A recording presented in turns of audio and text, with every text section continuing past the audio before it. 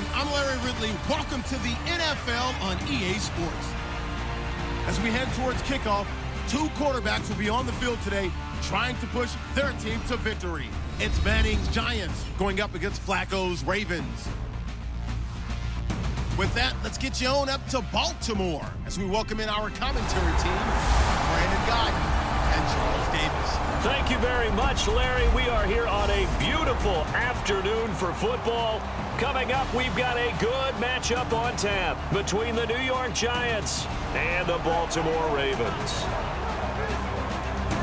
Hi again, everybody. Alongside Charles Davis, I'm Brandon Godden. And you know, Charles, as Larry pointed out in the open, got a couple of great quarterbacks set to square off here this afternoon. That ball's probably going to be flying all over the place, isn't it? Oh, without a doubt. And the game has never been more quarterback-centric than it is now. And both of these teams have top-flight signal callers.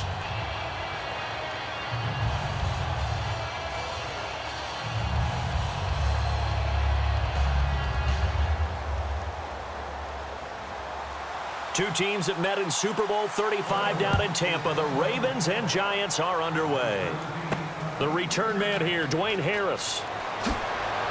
And he'll get it up to about the 26-yard line, just across the 25. As the Giants take the field, we focus in on Eli Manning. Turned 36 back on January 3rd. He's closing in on 50,000 career passing yards. And pending health, hopefully he'll be healthy, he should hit that 50K mark around midseason 2017. Durable and extremely level. And I think back to when he first came into the league and people were, dinging him for not having more emotion when they watched him play. Well, that so-called lack of emotion is really good for a football team, really good for an offense. And Eli Manning, 211 straight starts and still doing it his way, which is quite good. And his first pass here is going to fall incomplete.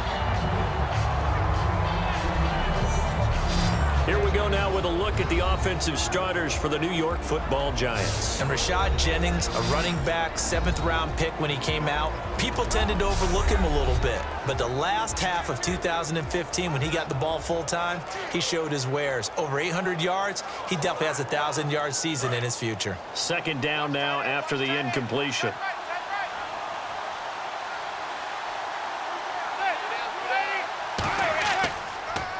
Here's the former 7th-round pick, Rashad Jennings. Just a couple there on the second down run. Now they're staring at a 3rd and 8 situation. The starters now defensively for Baltimore. Timmy Jernigan, play him over the nose, play him a defensive tackle, bounce him out to defensive end. Wherever you want to put him, Timmy Jernigan can play.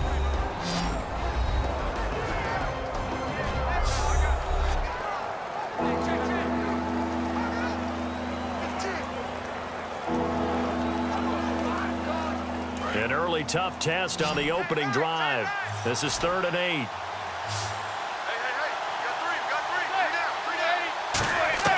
Throwing is Manning on 3rd down. To Shepard, complete over the middle. They get 7 there, but it brings up 4th. Obviously, they didn't get everything they wanted on that completion, but they put themselves in a spot where you got to at least think about going for it. I know where we are on the field, but still, you've got to think about it, don't you? On now is Brad Wing to kick it away for the Giants. Back deep is Devin Hester.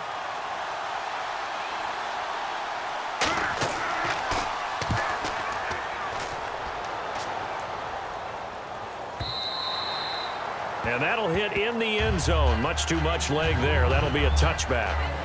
So here comes Baltimore's offense. The Ravens finishing the year, Charles, at 8-8. Flacco under center. Finished the year with over 4,300 passing yards.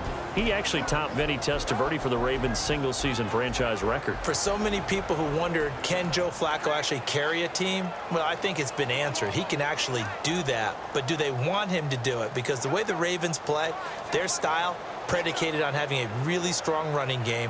They didn't quite get there this year. They had a couple of guys who ran okay, but they needed better performances there to take some of the pressure off of him so then he could bomb it deep to people.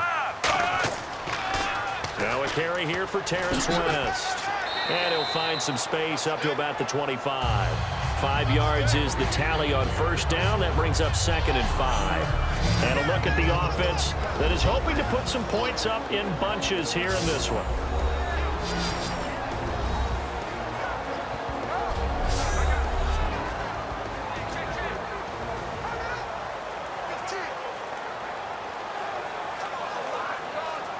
2nd and 5. Double tight, double tight.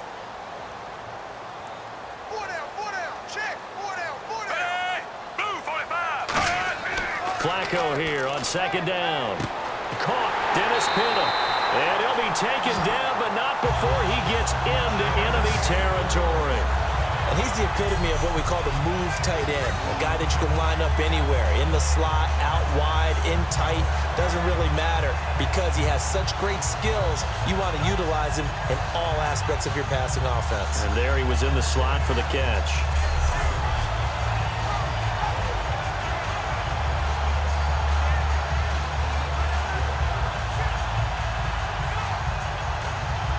So after that big play, let's see if they can catch their defense maybe on their heels. 4 down, 4 down. Set, ready, ready. 91 in the mic. Now West. And he'll get this down only to about the 46. A gain of 3, 2nd down.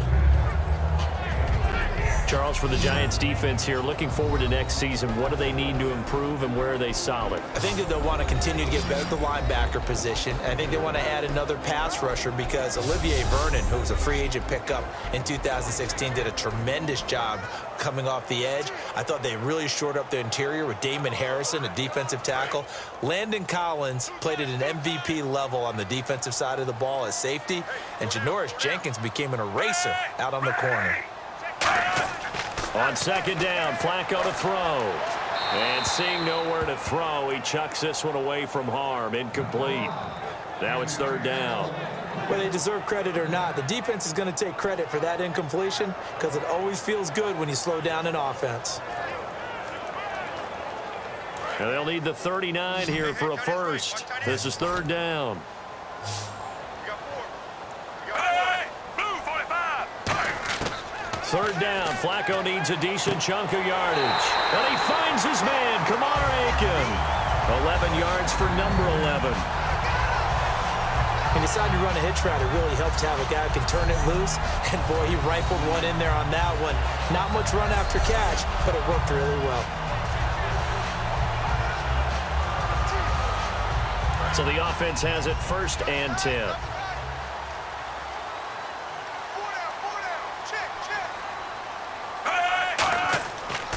They'll run it with West. And he's going to fight his way forward here for a modest gain. It's a pickup of 4, and it'll bring up 2nd down. The ground game, no doubt, that was an issue for Baltimore this year, finishing 28th. Now, West, he was their leader, but only 774 yards. Can you believe you just said that? The ground game was an issue for Baltimore because that's what they're based on. I mean, that's who they are offensively. Being able to run the football, set that tone, set that physicality, and then throw the ball off of it. That wasn't Ravens football in 2016. I can't wait to see what they do next season. And will Terrence West be their lead running back? In a play like that, with how far he had to go to make that sack, shows how athletic defensive ends have become in the NFL. And not just athletic. This is coached in a big way. Run to the football at all times. How about him never giving up on it and pursuing all the way across the field?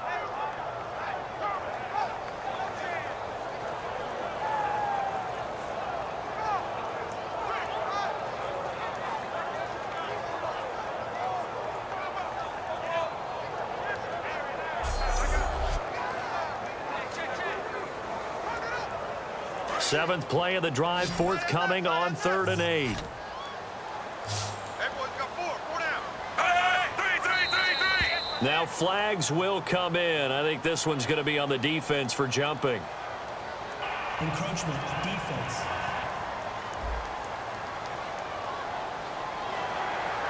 Still 3rd down.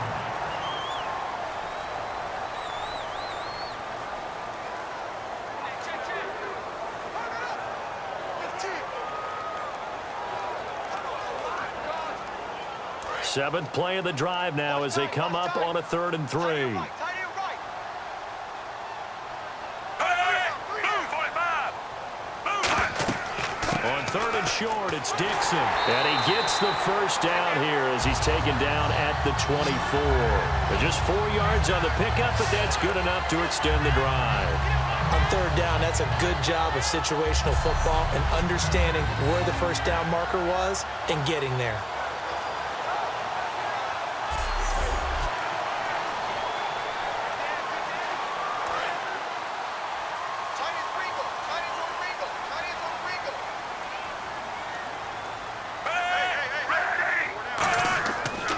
play fake here on first down. He's got time in the pocket. Toward the left sideline, but it's incomplete. I hope I don't sound too rah-rah on that one, but that's the exact right throw.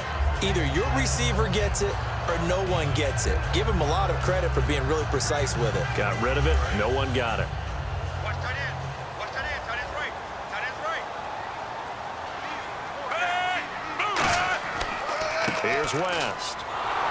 And he is going to lose yardage here. He'll wind up losing a yard on the play, and that'll bring up a 3rd and 11 situation. And the offense there, the O-line, everybody really on offense, they were just manhandled at the point of attack. Yeah, you could pretty much call them all out, couldn't you? Almost by name, right? That was a very tough sequence for the offensive line. But how about that defensive front, creating a new line of scrimmage and creating a lost yardage possibility. 3rd down, Flacco from the gun. Caught left side, Gilmore. 13 yards down to the 13. Coaches always harp on the quarterback reading the defense and getting it to the open man. That's good recognition there. And how about what he did after the catch? Yeah, hit your tight end, let him get some rack. Yeah, when he gets moving, not many guys want to come over and put a hit on him, do they? And now for the offense, this is play number 11 here on this drive.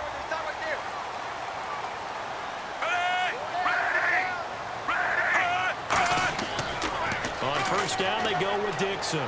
And he is met at the line of scrimmage, and he goes down right there. Credit him with a 1-yard gain there to make it 2nd and 9. Let's go a little in-depth on Dixon. He had his moments this year, but the results were mixed. And John Harbaugh, he has said we still need another back. So where does he fit into the picture? Well, I think he fits squarely into the middle of things because in recent years, the Ravens, who were used to having one back be the guy, they've actually gone to more of a stable. They've gone to kind of, running back by committee. So I think that's where he fits in because he can catch the ball really well out of the backfield, and you don't want to limit that by getting him beat up running the ball inside all the time.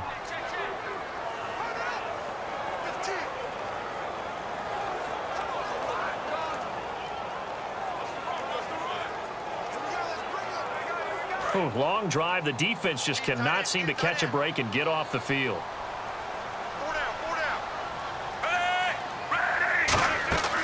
They'll run it now out of the gun.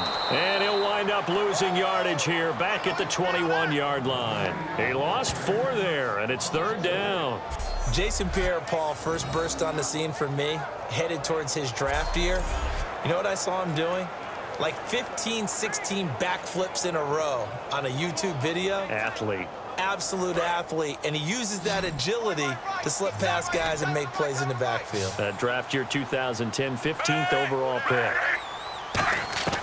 3rd and long for Joe Flacco. And time finally runs out. He can't get rid of the football, and he's taken down.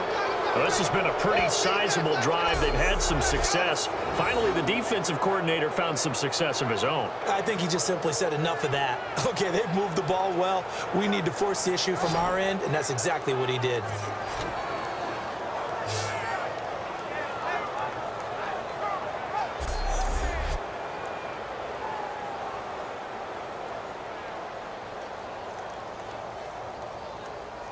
So on 4th down, Flacco off to the sidelines. He gives way to Justin Tucker. It'll be a 47-yard attempt from the left hash. So now, 2nd quarter now. Brandon Gaudin, Charles Davis with you. It's the Ravens who have the football. They are, however, facing a 4th down situation.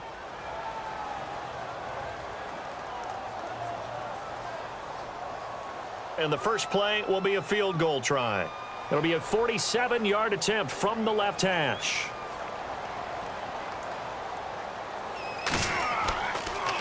Oh, they get to the football. It's blocked. Now it's scooped up, and this is a live football.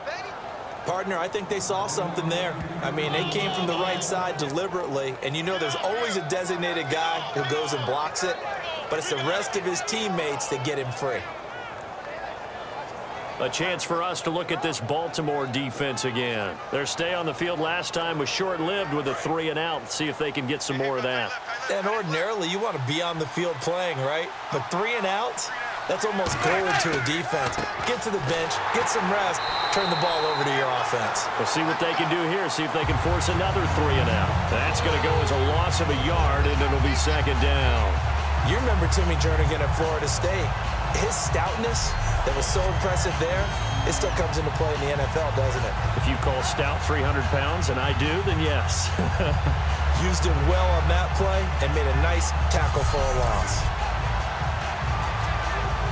A little bit of ground to make up for the offense as they face a 2nd and 11. 1 receiver left, 3 to the right.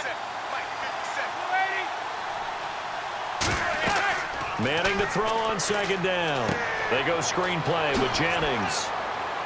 And he'll get up near the 45. They'll spot it at the 44. Give him 6 on the screen, but now it's 3rd down.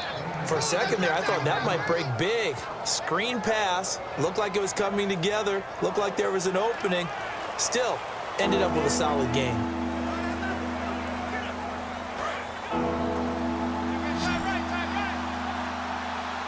Now the Ravens bring out an extra defensive back here on 3rd down. Could be a blitzer. Manning going to throw. And this is going to be incomplete. I'm not sure we could spot any tendency here on this 3rd down. They could have run it or passed it. Either one was available. They chose to try and get it through the air, but they run successful. Here's Brad Wing now. On for his 2nd punt. He'd take a repeat of his first.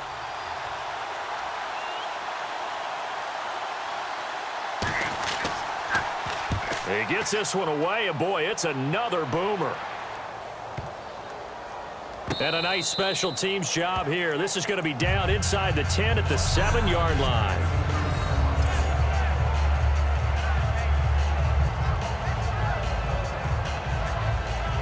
The Ravens offense now, they get ready to head back on the field. And they had compiled a pretty long drive last time. Unfortunately, though, it ended with no points after the missed field goal.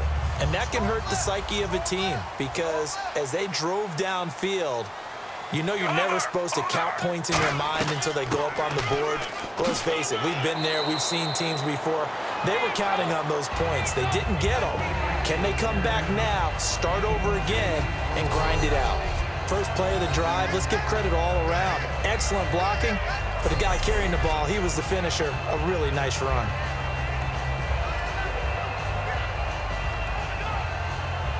And after the play on the ground, that brings up 2nd down here.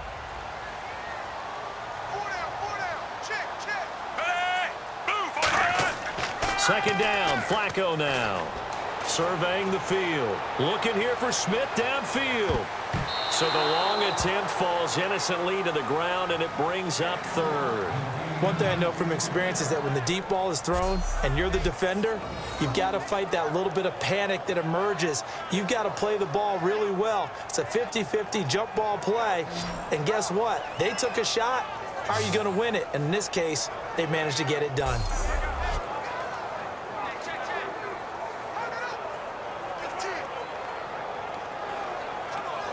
So incomplete on 2nd down. Now they'll look to convert here on 3rd. They come out here in the I. This is West. And he'll have the first down as he's up to about the 18. Only 3 there on the pickup, but that's enough to move the chains. I don't know about you, but that almost felt like old-time football there. 3rd and 2 is not necessarily just a running down anymore. A lot of times they want to throw the ball. They went back to the roots and powered forward and got the first down. So it'll be first down here after the run. Everyone's got 4 down. Hey, blue 45. Throwing here on first down, Flacco. And seeing no options, he just tosses this one away, incomplete. Now that'll bring up 2nd down. A little lull in the action here to go over an offseason storyline that's kind of interesting. L.A. a couple years ago, they have no teams, and now they're going to have 2 with the move from San Diego to L.A. What does that mean for the league and for the Chargers? It seems like an easier transition, doesn't it, than St. Louis when they moved back to Los Angeles. Less to become culture the Rams. shock. Less culture shock, less, obviously geography, the whole deal. But it's a transition still is not going to be easy. Remember, they're going to go play in a soccer stadium, essentially, for at least the first couple of years before they share a stadium with the Rams. So that changes things. Obviously, trying to create an identity in the market they haven't been in a long time. They began as the Los Angeles Chargers, but only played one season as such. Single, slot. Hey, you're on an island over there. Third and 11, 5 in the secondary now. Nickel look. Third down, Flacco needs a decent, and he can't get away from the pressure. The Giants get there. They dial up the corner blitz that time, and it delivers to the tune of a 9-yard loss. The game plan for any defense is finding ways to make a quarterback uncomfortable in the pocket. When you bring pressure from all angles, you never know who's going to get home. In this case, the left cornerback, right in the face of him, puts him down.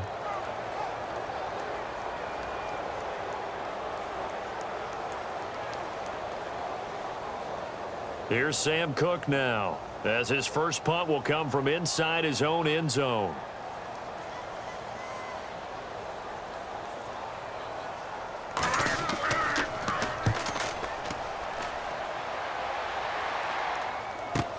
Harris now to return. Oh, he slipped right by him. 21 yards. Well done on the return.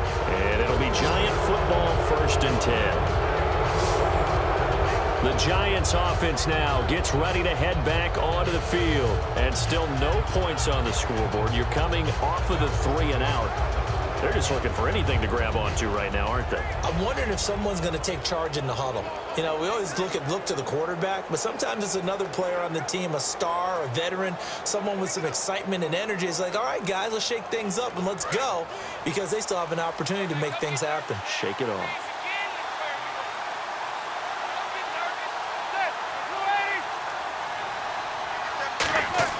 Manning now on 1st down. Hits his target, the tight end, Will Tye. A gain of 6 there on 1st. How about the timing on that one? Boy, they were in sync, weren't they? 3-step drop, ball's out of his hands, right to the tight end. Nice completion, just like they do it in practice. So the offense readies for a 2nd and 4.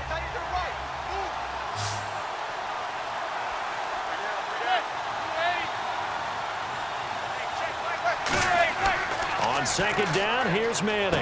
And he fires one that's intercepted. Picked off by the longtime Charger, Eric Weddle. And the return stops just a few yards shy of midfield. They'll spot the ball at the 47-yard line. And a pick by the Pro Bowler, Eric Weddle. This guy can play some defense. He knows how to hawk the football. He does that by his preparation. Watches a lot of film, keeps a book on all receivers, and puts himself in the proper place on every snap. And now Baltimore gets set to take the field. And a tight game after punting last time. See if they can get something going on this drive. As they head to the field now, with the game this close, you've got to feel there's a sense of urgency for them going on offense right now. But they have to do it without letting panic creep in and affect their play.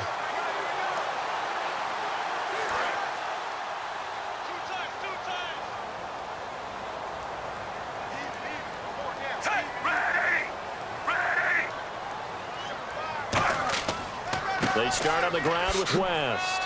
And able to push his way forward here for a good little gain.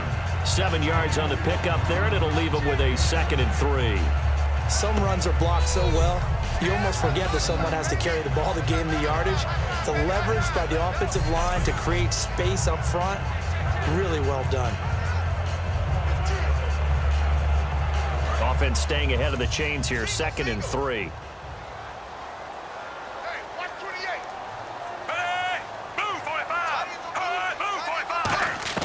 On 2nd down, Flacco to throw.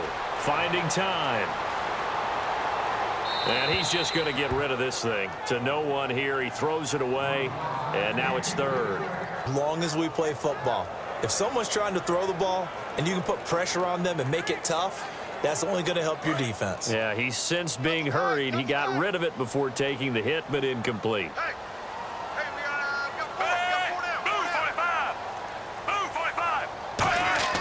Flacco to throw here on 3rd down. Over the middle, it's complete. And he will have first down yardage as he's brought down at the 41.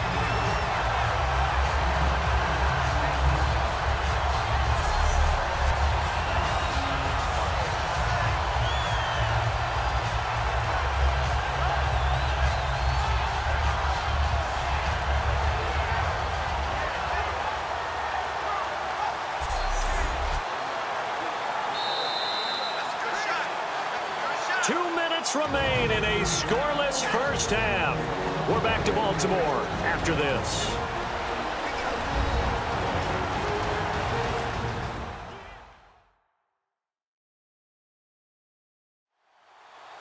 A reminder, coming up at halftime, we'll check in with Larry Ridley for highlights and analysis of our first half of play.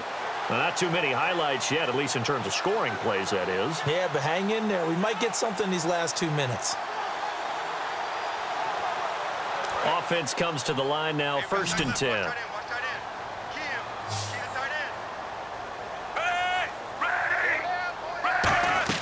First and 10 here for Flacco. He's got time. Nowhere to escape, and he goes down. Olivier Vernon in there to drop him, and it'll be a loss of about 8. And they're going to hurry back to the line now. Flacco here on 2nd down. And hauled in by Pitta. They'll wind up getting 10 back as that sets them up for 3rd down. Partner, it's a lot of fun watching the NFL now, isn't it? Because when the big fella runs routes, it used to be when we were kids, he'd run about 3 different routes, and that was it. Now he can run anything and catch the balls we just saw there. First down marker at the 31. It's 3rd down.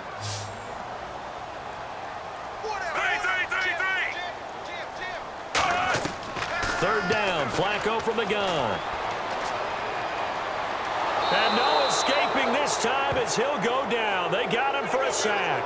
Olivier Vernon in there to get him for a loss of 3, and it'll be 4th down. And on that one, the protection just broke down. You've got to have that leverage, don't you? We always talk about low man wins in the running game for an offensive lineman versus a defensive lineman. It's essentially the same thing in pass protection. Get lower than that defensive lineman so that you can keep your balance and keep him away from your guy trying to throw the football. Now Justin Tucker. He has hit from 61 in his career, so he has the leg for this.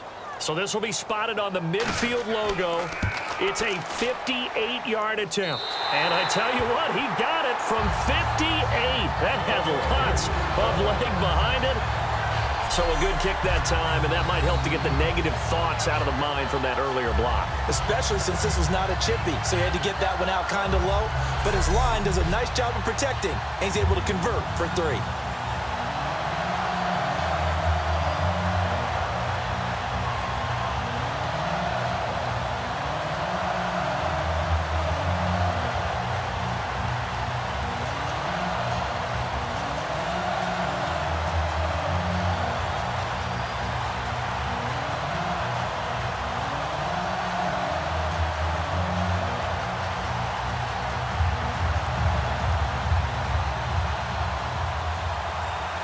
Tucker now following the made field goal, set to kick it away.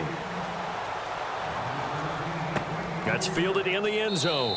And no run back here. This will be a touchback, and it comes out to the 25-yard line.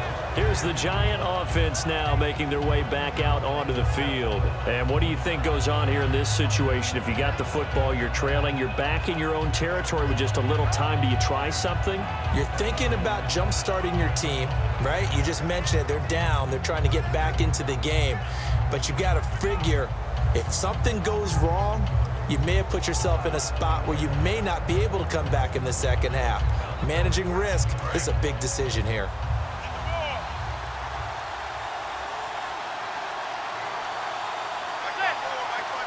Here after the INT. It's a short one here, complete to the tight end. And he's able to get out to the 32, brought down there. Holding offense. So oftentimes you see defensive holding. Here it's offensive holding for the flag.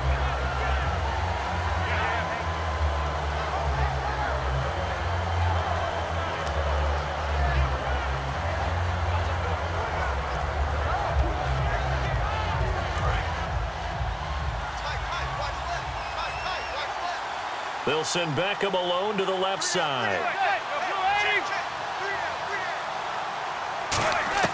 Working from the gun, Manning. And here the hookup good to Victor Cruz. It's a 14-yard pickup, but it'll still be second down. Now hold everything here. We're going to get a timeout by the offense. It's just their first, so they'll have 2 remaining here before we get to halftime. And we are back here. I'm Brandon Gaudin alongside Charles Davis. So the offense takes the timeout, and now we're set to get going.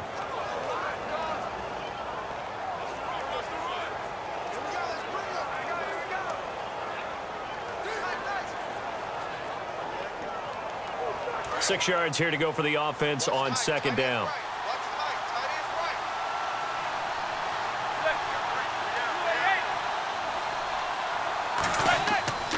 Here's Jennings.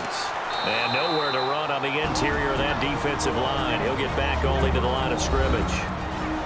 No gain on the play, and it'll bring up a third down.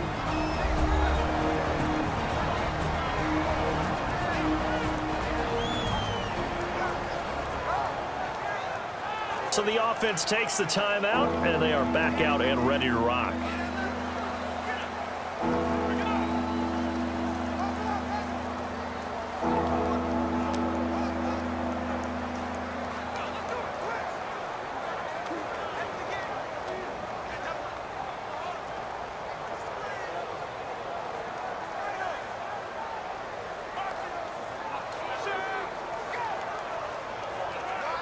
So third and medium here, 3rd and 5.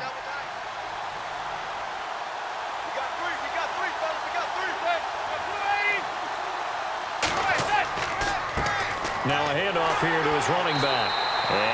And now the Raven defense going to call a timeout. It's just their first, so they'll have 2 remaining here before we get to halftime.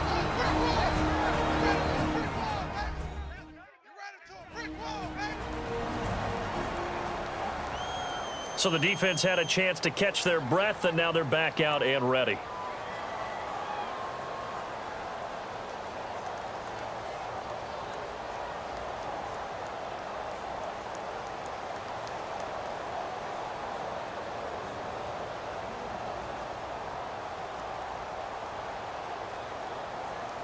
Here's Brad Wing now as he's on to punt for New York.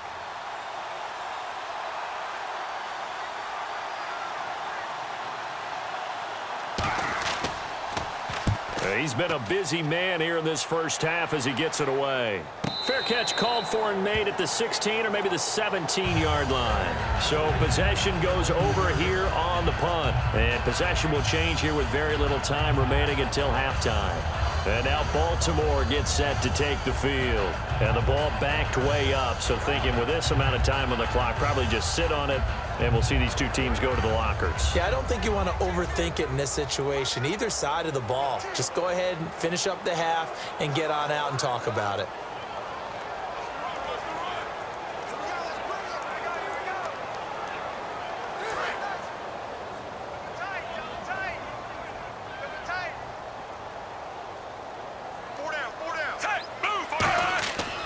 They begin here with a run by West. And a short pickup there as he'll take this up to right around the 20. 3 yards on the pickup there, and it'll be second down.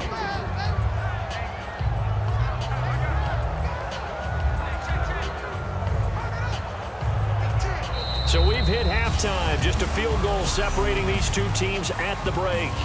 As we'll send you down to Orlando, where Larry Ridley has our EA Sports Halftime Report. Larry? Thanks, Brandon. Thanks, Charles. And welcome to our EA Halftime Report. I'm Larry Ridley. The Ravens are involved in a very competitive game. The Giants' offense has been on the field more often than not to this point, and that's something they'll want to duplicate in the second half. So here we go. Let's take a look at some of the highlights from the first half.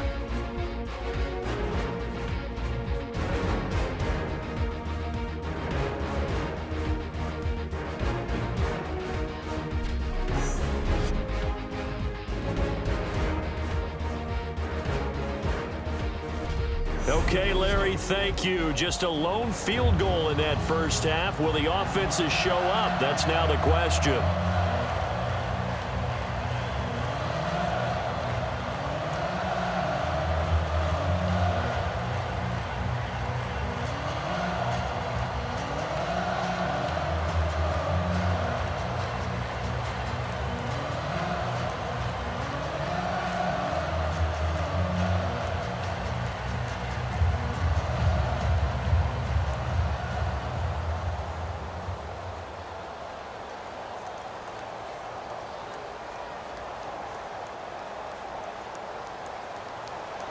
So both teams have their marching orders, and we'll get going again here in quarter number 3. On the return, the old reliable Devin Hester, the veteran. And nice work on the return as they'll start their drive just past the 30-yard line. Out come the Ravens now. They'll go on offense first here in this third quarter. They have the lead now. They'll be looking for some separation here as we begin the third quarter. I like the way you term that, because now I think they go a little bit deeper into their playbook. They like what they did in the first half. That worked okay.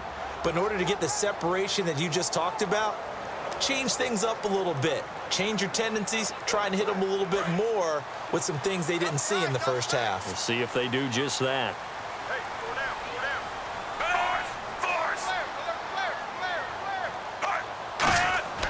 The drive begins with a handoff to West. And his rough afternoon continues. He's going nowhere again. Call it no gain on the play, and it'll be second down. They're trying to establish that running game, but they're really having trouble, aren't they? Yeah, when you're running against a really good 4-3 defense, that means you've got big guys inside who control things. Those big defensive tackles are making it very difficult to find open space. They'll run again here with West. And they get him down, but not before he takes it across the 40-yard line. 12 yards there as they move the chains. And that's a good sign right there as we start the third quarter, because in the first half, not much space to run the football. And as we go into the half, we often think to ourselves, all right, what's the adjustment? What do they have to do? You know what a lot of the adjustments are? No adjustments. You know the game plan, been working on it all week. Maybe a little tweak here or there, a little bit better blocking, and now you're establishing the running game. They'll give it to him right up the gut. And nothing doing. He's immediately taken down at the line of scrimmage. Just a yard on the pickup there, and it'll bring up a 2nd and 9. And third quarter here, you've got the lead. This is where that strong run game can really benefit you. Stayed in bounds there, kept the clock going. I like all the points you just made there. And if you throw the football and it's incomplete, now you've stopped the clock, and you've helped out the guys on the other side of the ball. So keep it in the hands of those runners. Keep moving it. Keep grinding clock. Going to give this time to the tailback. And he'll be taken down across the 50 at the 45 in enemy territory. Well, that's the desired outcome coming out here in the second half, of being able to run the football and establish a little bit of pace and maybe even a bit of dominance at the line of scrimmage. And they want that to continue. Way too early to think about this being ball control time. But the way they're running it, you got to think they may want to continue that and see if they can go ahead and grind their opponents into submission.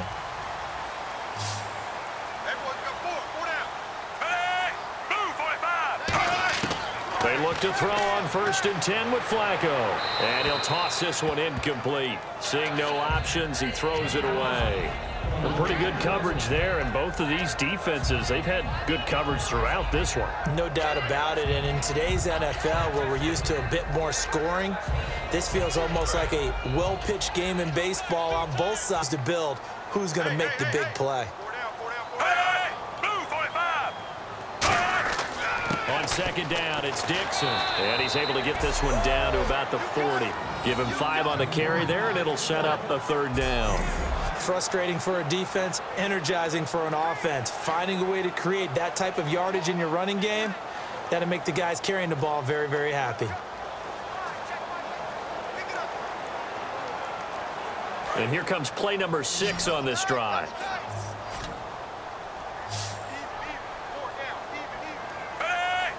Go. Complete to Gilmore over the middle. It'll go as a gain of 6 that time, and it moves the chains as well. Would it be safe to say that as precise as routes are supposed to be run in the NFL, maybe they're not quite as precise in college ball? That's accurate, yeah. And I think we saw a college route in the NFL there. Just find the soft spot, find the dead zone, and find the first down. And that's what he just did.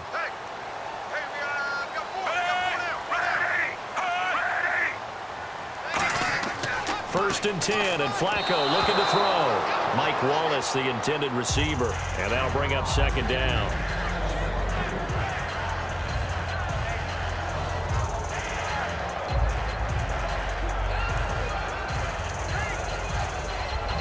And on second and 10 now.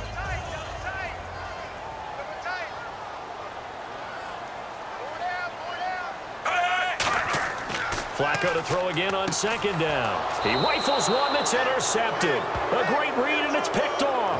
And they will take over at the 26-yard line. First possession of the third quarter, an interception, so maybe a second-half tone setter. Indeed, and not the tone they wanted to set. That's the equivalent of running out the wrong door and running into your pool instead of running out onto the field. A real dud for that one. Has that happened to you before? No, but I've heard stories about teams actually doing that back in the good old days.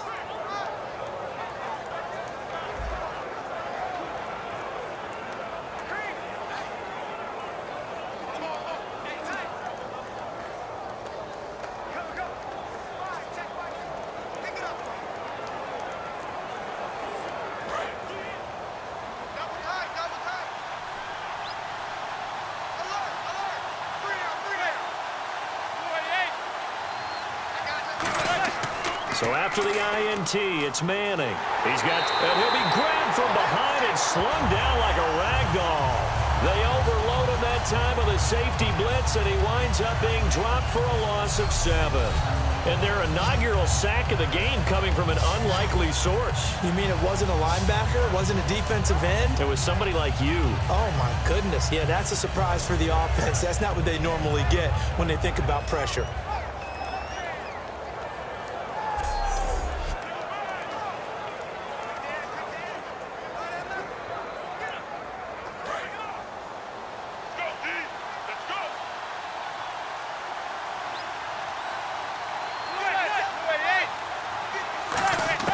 On second down, here's Manning. Out on the right, this is Cruz. He's at the 50. He's at the 30. Touchdown, Giants. Victor Cruz, 81 yards. And the Giants have taken the lead. And, Charles, I had an offensive coordinator tell me one time that they design every play to score. I don't know how true that is, but he had to run a long way after that catch. Heck of a play. I think that when he was telling you that, he was designing run after catch in every play. I mean, that's the only way to put it in there, and that's what we got on that one. Nice catch, an even better run for big yardage. Robbie Gould on for the extra point.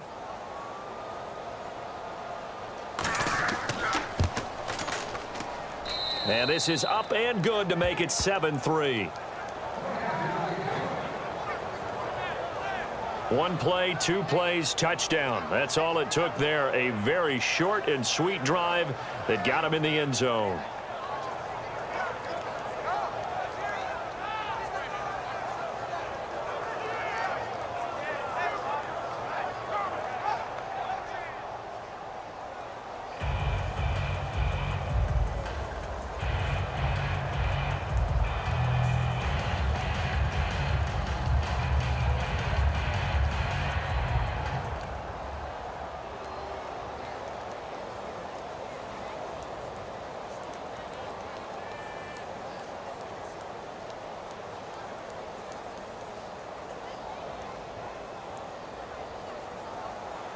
After the touchdown, it's Robbie Gould now to kick it away. This one fielded at the 5. And he'll take it up past the 25 to the 26-yard line. A look at the running back, the man out of the backfield as he gears up to go again. And as we peer at the numbers, he got off to a struggling start, but since then really found his rhythm. And I think that comes together with not just the halftime adjustments, but just that quiet confidence. If you just keep doing the things you've been working on, eventually there will be creases. You know, find those gaps in the defense, keep working on them, and maybe what didn't happen very well for you in the beginning of the game, it starts to open up as the game moves on.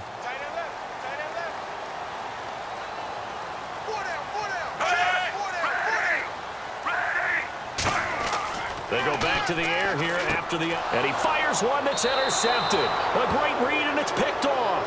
And they will take over at the 29-yard line. So that's back-to-back drives where they've thrown an interception. Ordinarily, we look at the offense and say, what's going on with your scheme?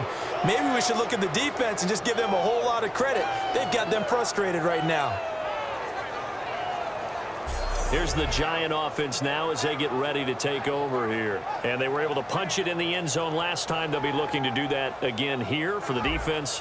Obviously, they'll be looking to stop them from punching it back in the end zone. It always is punch, counter punch, isn't it? And which team has the advantage? Well, let's just go back. Last time on offense, they rolled downfield, got into a good rhythm.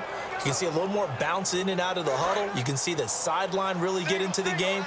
So defensively, you're thinking to yourself, how do we take that away from them? How do we get the advantage back? Let's see what they come up with. I think pressure is always the first way to go. You love pressure. I love it. We'll see if they dial it up this drive. They give them 13 fresh set of downs. And after that completion, you can understand why so many teams in the league are emphasizing speed on defense at every position. The tight ends have created so many tough matchups now. If you can't run with a tight end as a linebacker, this is going to be the result every time. Now the offense lining up 1st and 10.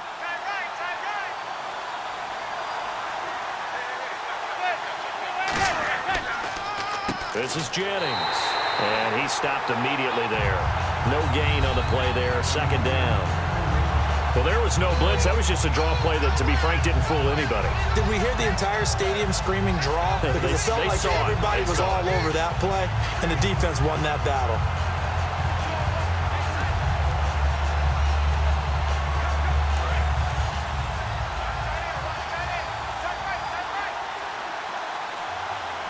They'll send Beckham alone to the left side.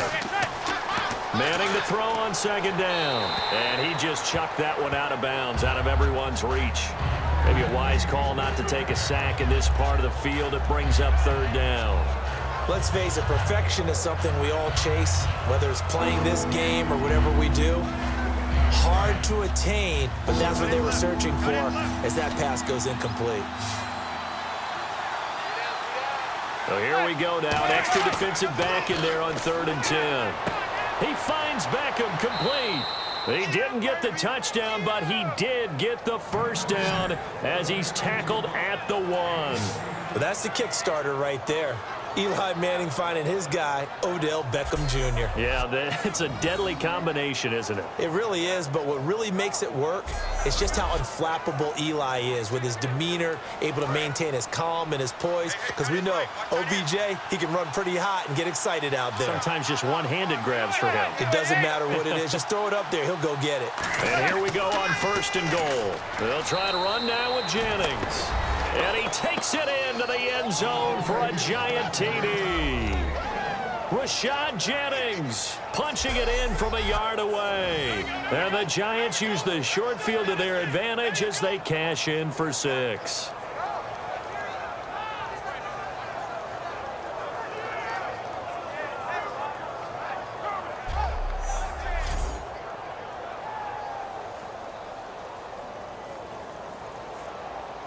Gold to add the extra point. And this one's right through to make it a 14-3 ball game. 5 plays there on that drive. And it ends with a Rashad Jennings touchdown run.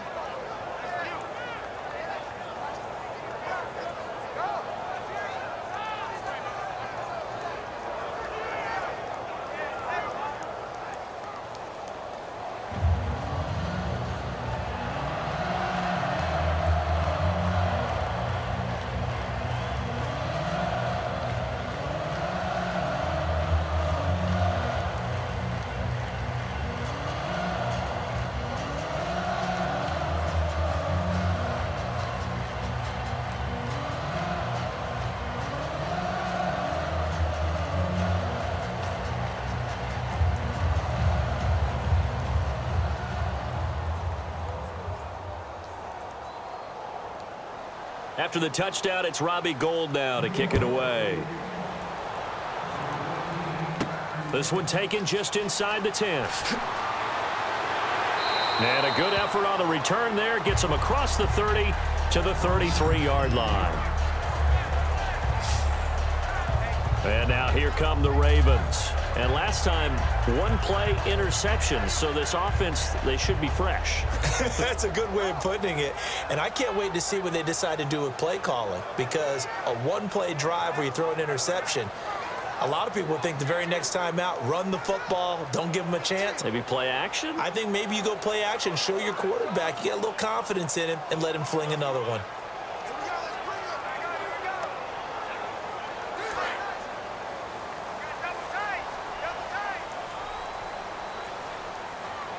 They come out here in the eye.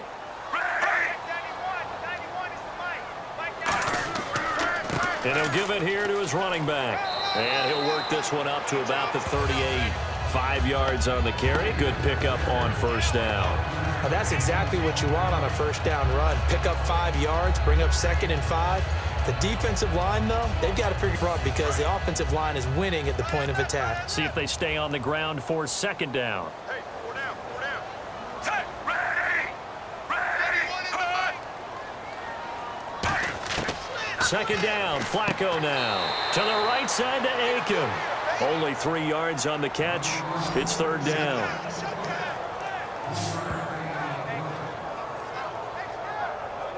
So they'll get a little extra time to come up with his 3rd down play as we've played 3 quarters. We'll return with more after this. This is the NFL, and it's on EA Sports. Back now in Baltimore. It's the Ravens with possession of the football, but trailing on the big board as we get set for the 4th.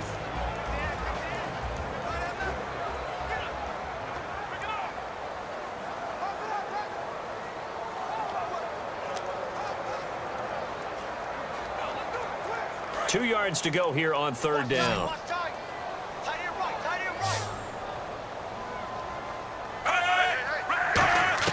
Looking for 2 yards here on 3rd down. Flacco. And he finds his man, Kamar Aiken. And he will have the first down as he's brought down up near midfield. And in a 2-score game, obviously, every play, every 3rd down, like we saw there, magnified. Big pickup. It was a huge pickup. What they really want, though, is to not even get to 3rd down. They've got to maximize as possible. First down and 10 now for the offensive group.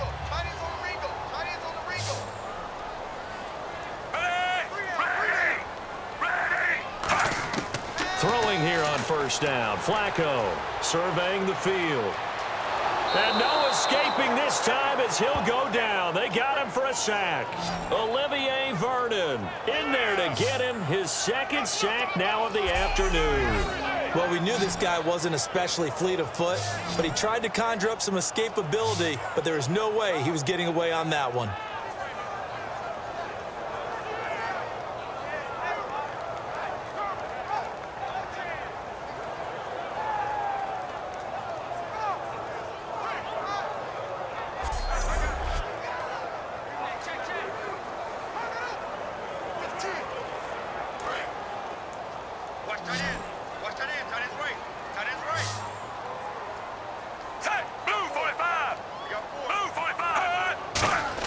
On 2nd down, Flacco to throw. And Aiken with it over the middle. 4 yards on the completion, and it sets up a 3rd down. When you see zone defense and you know you've got a drag route on as your primary call, you've got to be really careful as a passer about how far you let your guy go because he might wander into some tough coverage.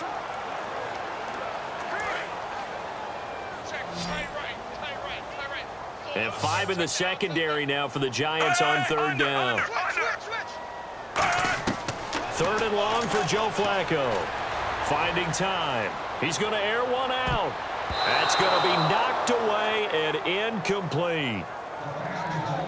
Well, they haven't had a whole lot of success in the passing game here. Now in the 2nd half, he's thinking, I guess maybe just take a shot deep. I think you're right. Almost looking for a bailout, isn't he? Can my receiver go up and make a big play for me?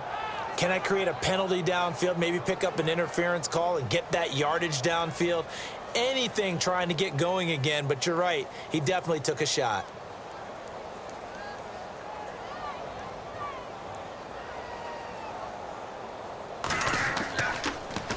And now a high kick here as he'll try to hang it up there.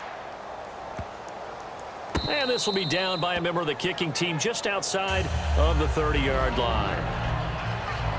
And New York set to take the field. And they will simply, Charles, be looking to duplicate what they did last drive when they were able to push it in for 6.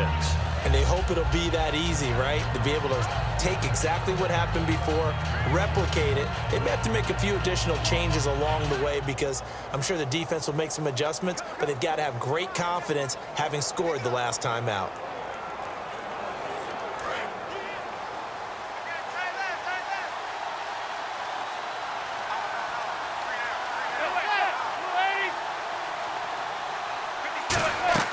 They'll begin the drive with Rashad Jennings.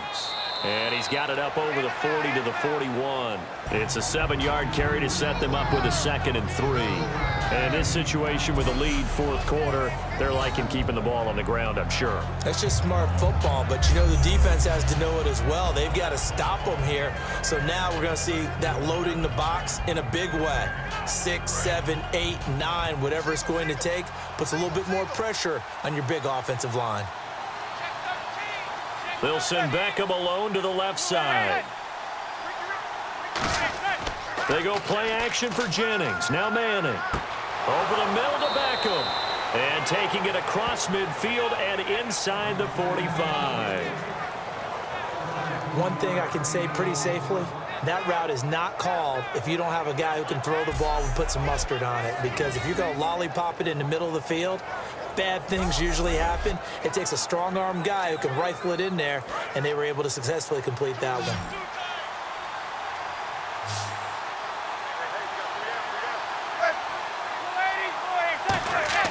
On 1st and 10, here's Manning. Cruz has it over the middle. And he gets it inside the 35 and just shy of the 30. It's a gain of 11 yards that time, and it produces a new set of downs. That was a nicely run slant route, and what the receiver's trying to do is make the defender think he's going upfield for a deeper route and then breaks it off, usually after about 3 to 4 steps, and cuts towards the middle of the field. And now what he's trying to do is use his body to keep the defender away from the football and give the quarterback a really nice target.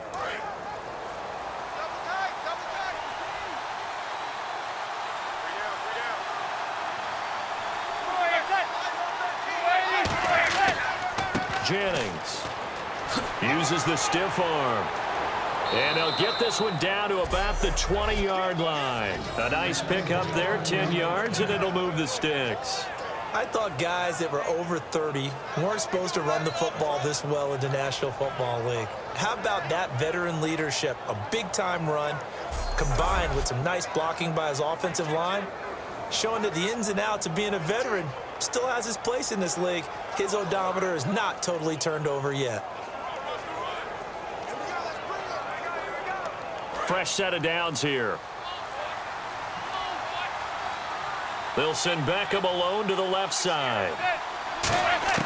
Into the red zone now. Manning. Hits his target, the tight end, Will Tye. The completion good for 3, and it's 2nd down. Got to give credit where it's due. Really nice defense on that play. The pitch and catch was successful, but not any run after it.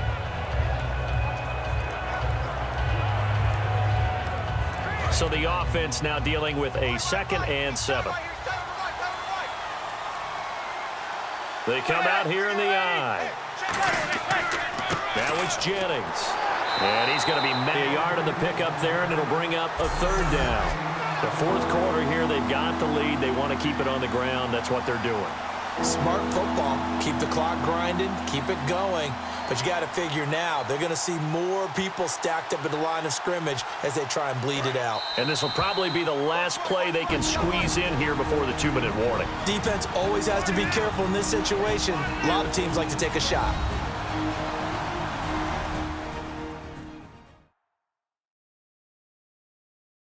So it's Giants football here as we welcome you back.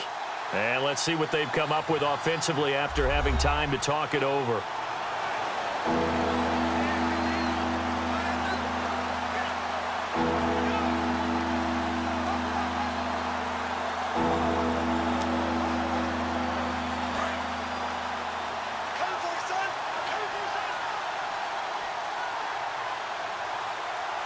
So 3rd and 7 and an extra defensive back on the field here.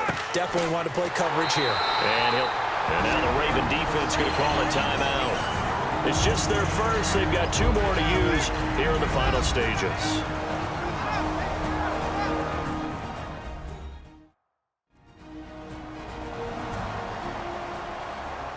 So a defensive timeout, chance to regather, regroup, and get set as we resume action.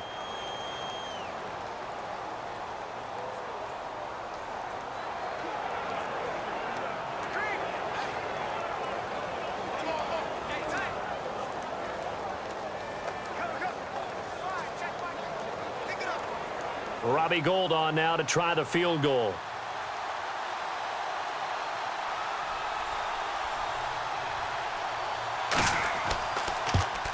And the 11-year veteran bangs it through, and they will stretch the lead now to 17-3. So they settle for just the 3 there, but clearly anything helps when you're trying to salt one away here in the 4th.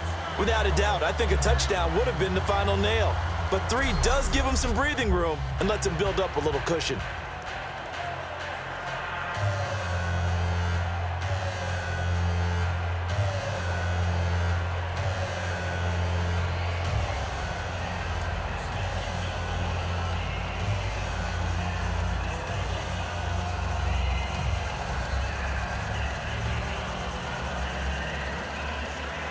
Now it's Gould after splitting the uprights to kick this one away. This will be taken to the back of the end zone. And no run back here. This will be a touchback, and it comes out to the 25-yard line. We get a look now at the Giants' defense as they file into position. They're hoping to do what they did last time, force another punt. Last time it resulted in a field goal. We'll see if they can get another stop here, though. And the best defenses are in the business of preventing points and creating points. And that's exactly what these guys did on their last possession. Why? Because they got off the field on 3 and out, turned the ball over to their offense after the punt, and let them roll downfield and put the ball through the post for a field goal.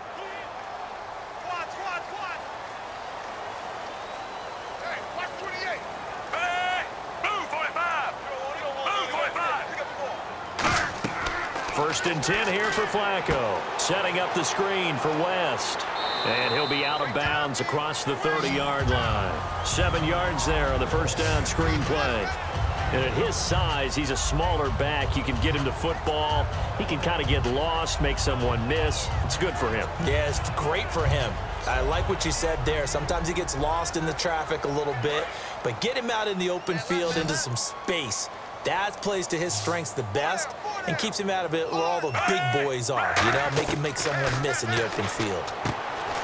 And this is intercepted, and that should do it. Picked off by Janoris Jenkins. And they'll start with great field position at the 41-yard line.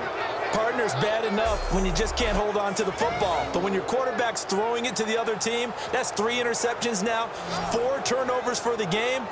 You really have no chance to win the football game. And the Giants ready to come out now. And they split the uprights last time for 3. They've got the lead. They're not going to play this conservative. They're not hoping for another field goal. They're hoping for a touchdown. I'm with you on that one. I like where your head is. I like the way you're thinking because you're exactly right. Trying to sit on a lead and play that way, that doesn't work too well for most teams. Run your offense. Run what you do best. Exactly. Put it all the way down and try to increase your lead in a big way. And the best way to do it, touchdowns. Give it to him right up the gut. And now the Ravens are going to take another timeout. That'll be their second, so one more chance to stop the clock here. And we'll be back.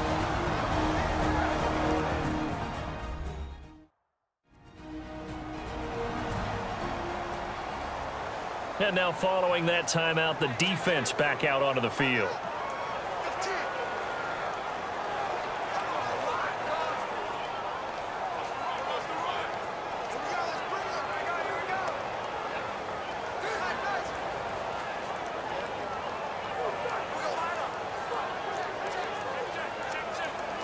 And the offense moving in the wrong direction here now as they face a 2nd and 12.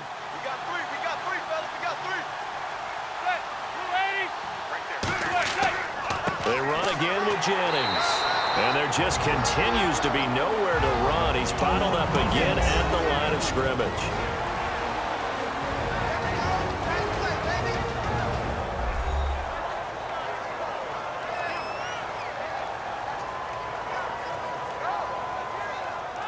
The defense, they got a little bit of a breather. Now they're back and set as we resume play.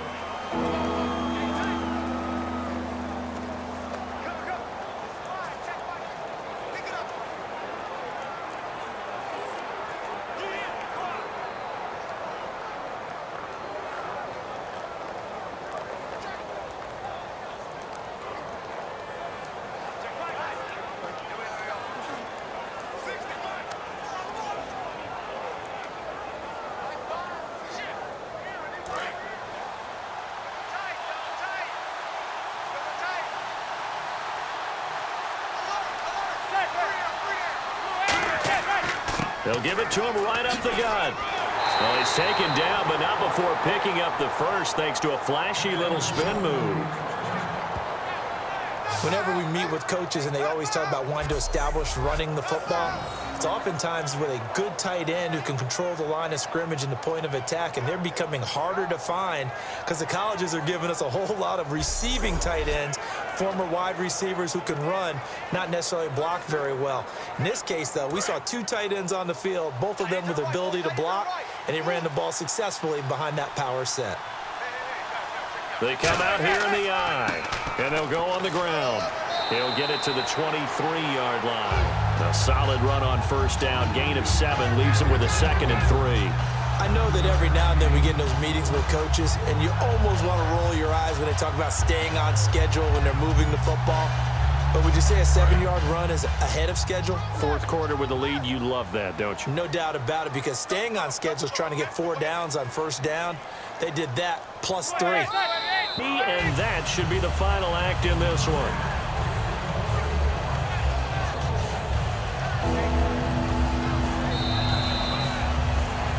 A road win in the National Football League. Charles, you never take that for granted no matter who you're playing, no matter where you're playing. You take it and you run with it.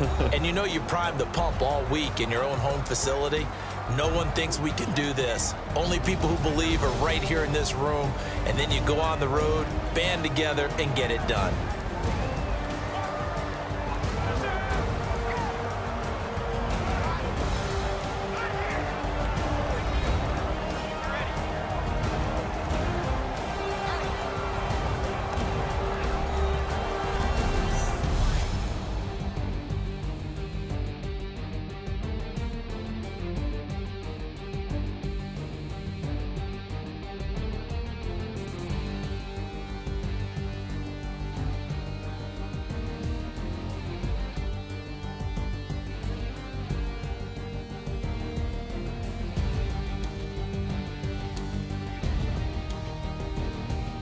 That'll do it for us. For Charles Davis and all our hardworking crew, I'm Brandon Gaudin. You've been watching the NFL on EA Sports. For more, find us on Twitter at EA Madden NFL.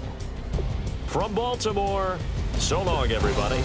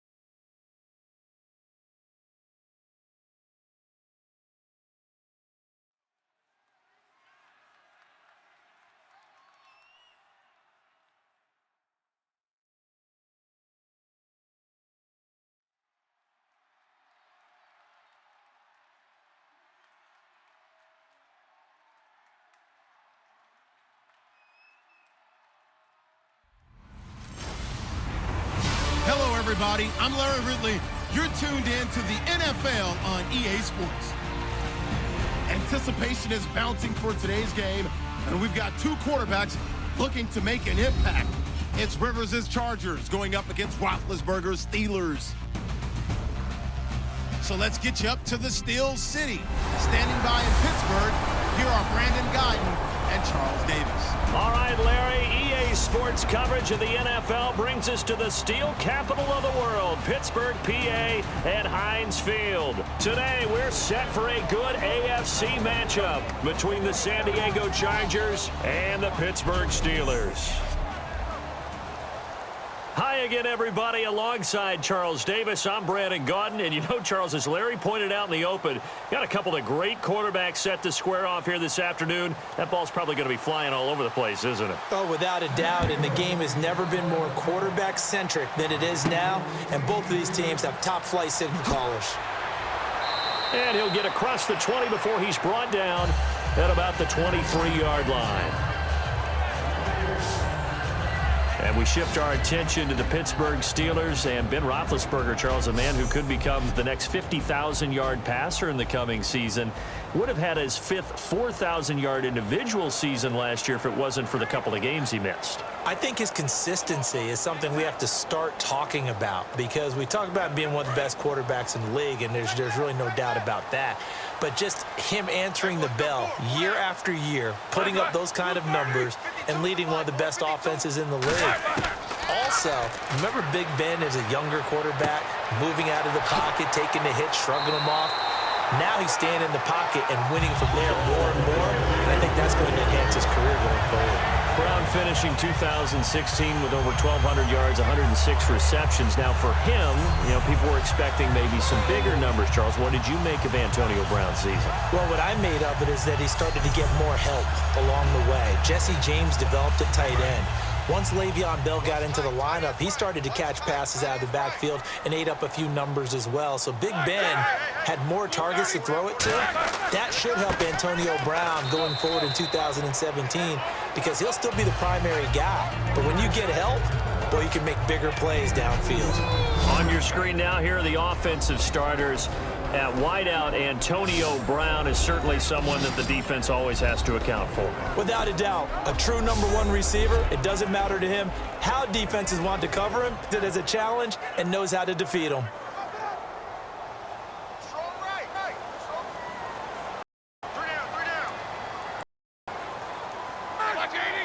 A fake to bat and seeing nowhere to throw. Now it's the... And we'll take a look at the go defense. Denzel Perry, the Yemi, nose out of hill and arrive with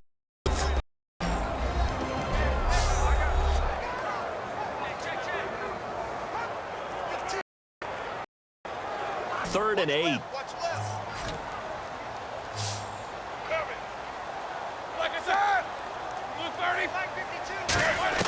On 3rd down, Roethlisberger. He's got his man here. It's Green. And he will have the first down as he gets this 7. Advantages, and now with his height, setting back there in the pocket, firing it over the middle, see everything clear. Get it, because he can see it. And sometimes that saves time and gets the ball to a receiver quicker. And he gets it in, pick up a... They do a new set of downs. In 12 regular season games this last year for BAL, averaging over 150 yards from scrimmage. First 2 games in the playoffs were great, but, you know, getting injured in the final game probably leaves a bad taste in his mouth. Leaves a bad taste, gives him fuel for the next season, though, because remember, for the last few years, he hasn't been able to play a full season for various reasons. Now, going into imagine those numbers over the season and heading into the playoffs. Le'Veon. It's a yard that... Well, that run wasn't very successful. They did have a big one on the previous play. So you get the sense that the offense is probing around, trying to find the ones that are going to work. And when they find them, they'll keep coming back to them.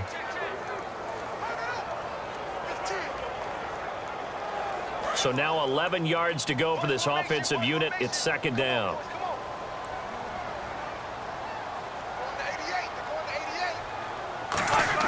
Now Roethlisberger to throw on 2nd down. Throw left side is complete to Rodgers. And down inside the 15 he goes. They call it a gain of 19, and it moves the chains. Well, if you do read man coverage, Brandon, the drag route's a pretty good one to run against it because you're running away from people on it.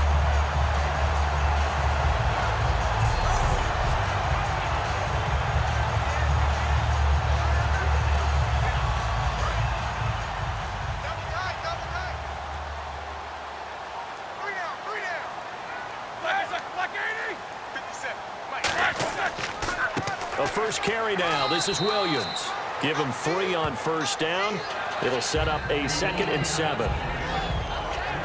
Well, I think we know by now that every run is not going to be broken and get all the way to the end zone. But these short ones still have their value. You can still set up your play action and throw the football. You control the clock because you have the ball and they don't. And often the physicality sets the tempo for the game. Check 26, check 26. On second down, Williams. And he is met at the line of scrimmage, and he goes down right there. No gain on the play, and it's going to bring up a 3rd down. So nothing there, but maybe you blame that on the blocking. Yeah, at some point, you've got to win at the point of attack. And on that play, that was all the defense. They made it happen. Play number 9 now on this pretty long opening drive. But this is 3rd down. Let's go. Let's go. Let's bring it. Let's bring it. From the gun on 3rd down, it's Roethlisberger. He's got time in the pocket. And he finds Hayward Bay. 9 yards on the play there, and it sets him up 1st and goal. Well, they've had a great, impressive drive going here, and that pickup ensures the drive continues. And not only do you continue the drive, which is demoralizing for the guys on the defensive side of the ball right now, but you make your own defense happy. They're able to get a little more rest over on the sidelines while this one continues downfield.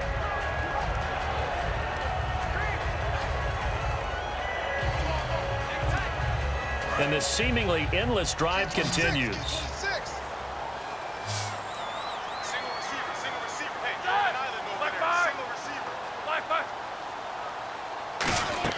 From the shotgun, it's Roethlisberger. And his throw's going to be incomplete. He was looking to hit his running back, Le'Veon Bell, that time. Oh.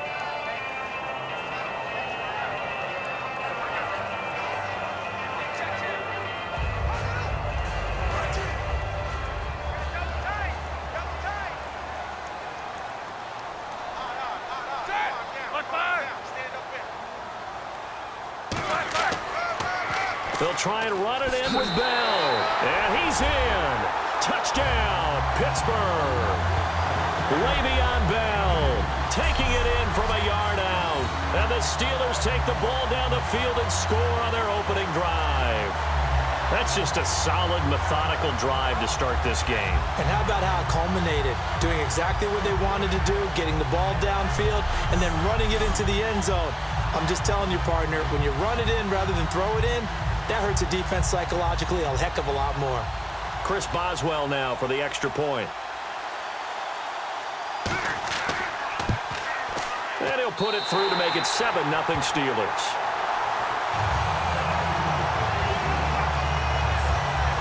So that's in length. And it ends with a Le'Veon Bell touchdown run.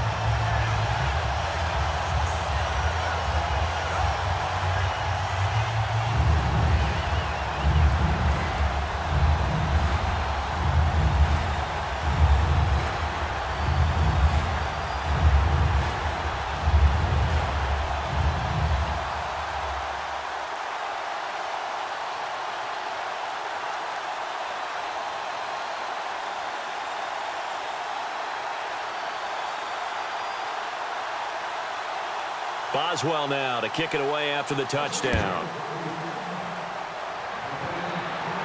Fielded about a yard deep. And he'll make it across the 20 as his guys will set up shop at the 23-yard line.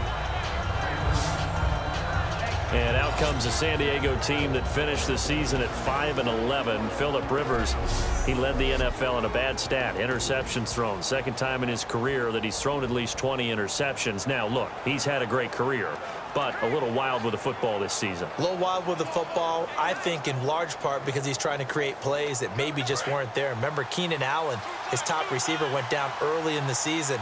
Can you name the rest of the guys? That's where it got tough for him. I thought Tyrell Williams did a nice job stepping in, but all in all, he didn't have Antonio Gates for an entire season. Give Phillip Rivers those weapons around him. I think we'll see the Phillip Rivers of old one more time. Lawrence Timmons, the linebacker, there to get him down. This offensive unit, often they rely on the sure-handed Antonio Gates. We know all about his basketball background, but his football acumen, one of the best tight ends in the league. Second down following the run. Let's go. This is Gordon as they go to him again. And they get him down, but not before he takes it across the 40-yard line. He goes for 18 there as the drive will continue. I know an injury knocked Melvin Gordon out of the last couple of games, so he missed his opportunity to get to 1,000 yards. But does the injury hurt more, or just the fact he didn't get that 1,000 yards? Yeah, he was on pace for it, obviously. But coming into the season, people were saying this is going to be a good year for him, and we're going to see a bright Melvin Gordon in the future. We saw glimpses of it. They restructured their offense in order to give him better opportunities, and he took advantage of it. Scary. He's only 23, folks.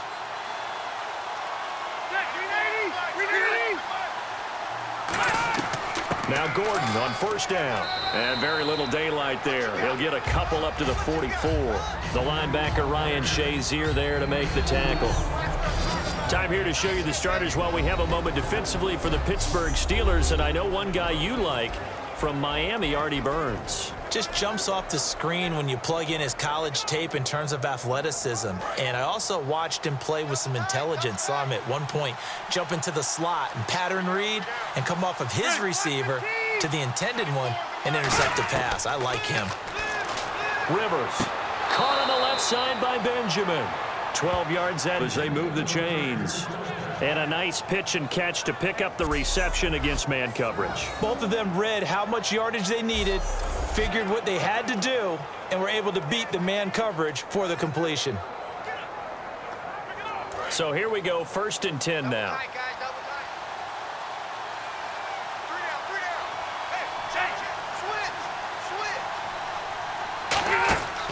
Rivers going to turn and give this one to his running back, Gordon.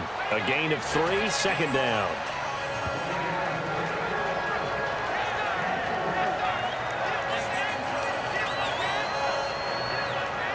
At the end of one, 7-0 is our score. More from the Steel City coming up after this. Back now to begin the 2nd quarter with Charles Davis, Brandon Gaudin. It's the Chargers here with a football. They face a 2nd and 7 to start things out.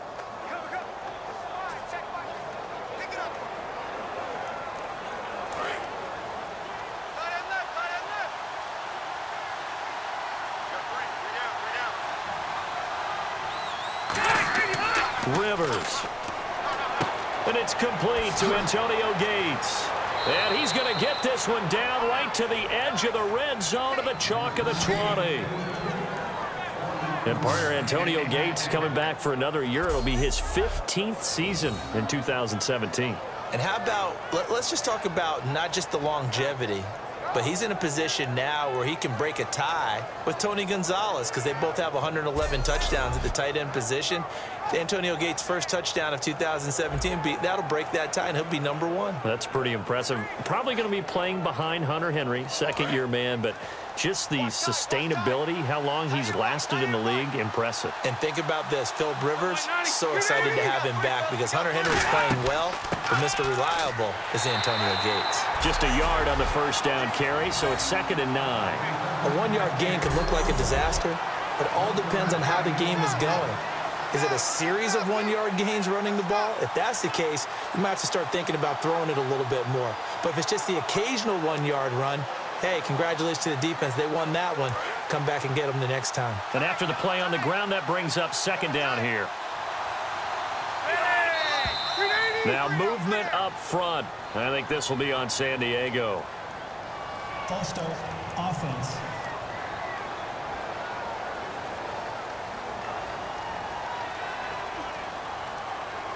Still 2nd down.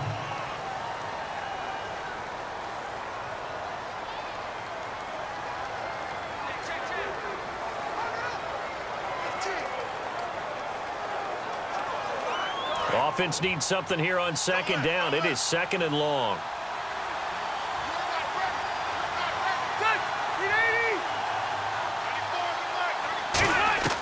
From the gun, Rivers throwing the slant pattern here, complete. They'll wind up getting 10 back as that sets them up for 3rd down. And now the passing game here in the 2nd quarter starting to heat up a little bit.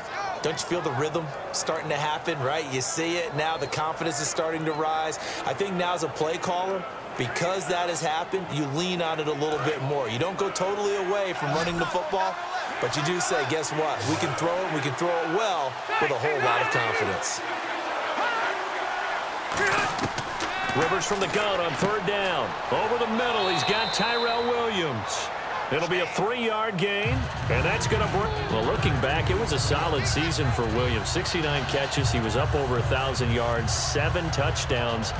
Fantasy sleeper is an understatement for what he did. I can't believe you brought him up because I have a feeling you've got your eye on him for your fantasy team or teams for 2017. I'm just going one team next year, but, man, he was impressive. Yeah, did you know that he was ranked 81st on one fantasy roster last year? I'm impressed in the draft. That's pretty impressive. He far exceeded that number and expect him to continue to play to that level.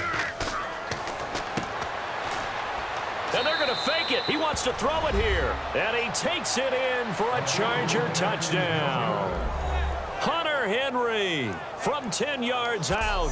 And the Chargers are an extra point away from tying this thing up. How about that, partner? A little razzle-dazzle. Fake field goal that turns into a pass and a touchdown. Fooled everyone, including us.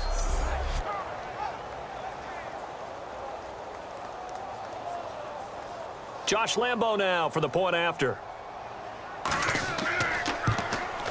It's good, and we're all tied at 7 apiece.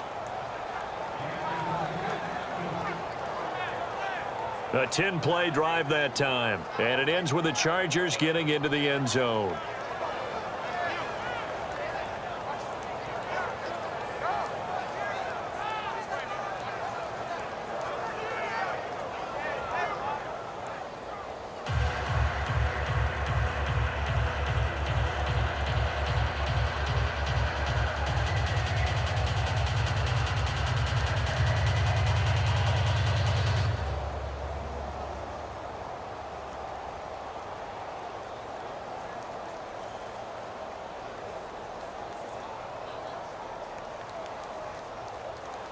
So we're right back where we started, all even as the kick's away.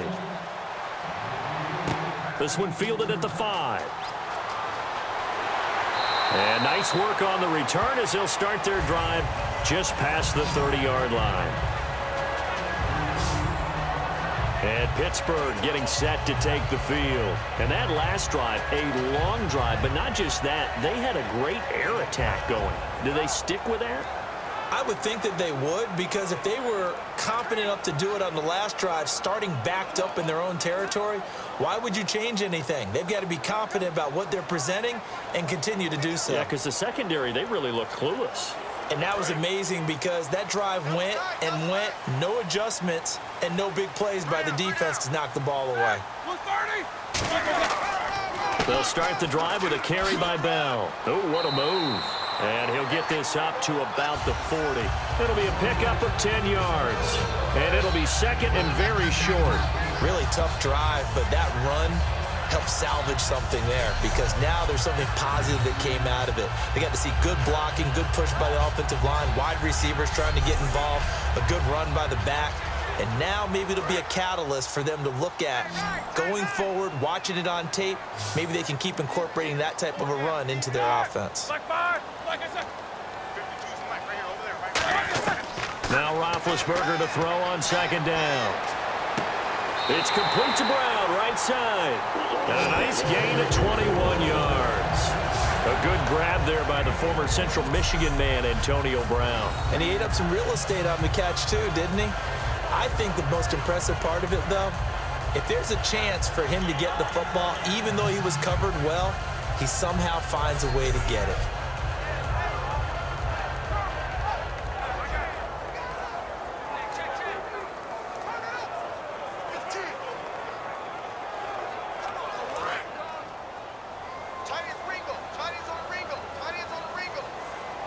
They'll come out in the pistol. Now a first down carry by BAL. What a spin. And he'll slice his way down to the 30 with a pickup of 7. Offensive linemen love creating space for their guys carrying the ball, but when that guy also breaks tackles and creates extra yardage, they almost feel like he's one of them, and they really embrace him.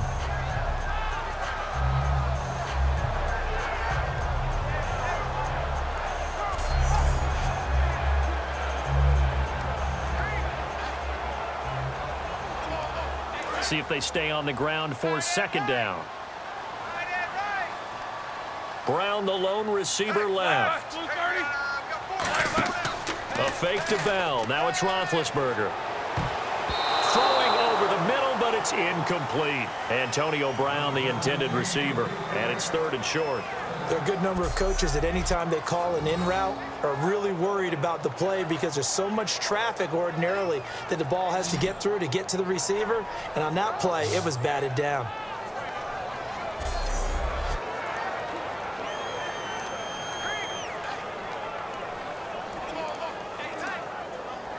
Offense coming up, needing 2 yards on 3rd down.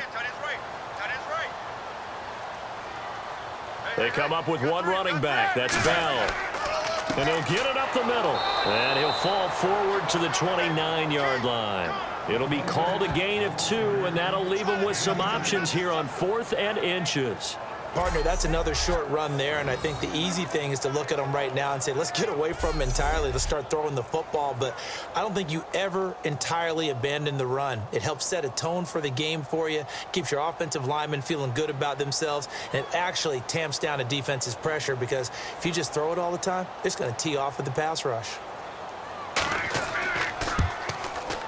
And Boswell's kick is good.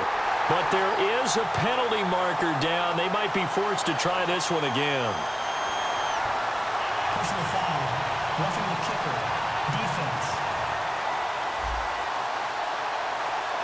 And this is going to be roughing the kicker, an inexcusable penalty, Charles. You've worked so hard to hold them to a 3-point kick.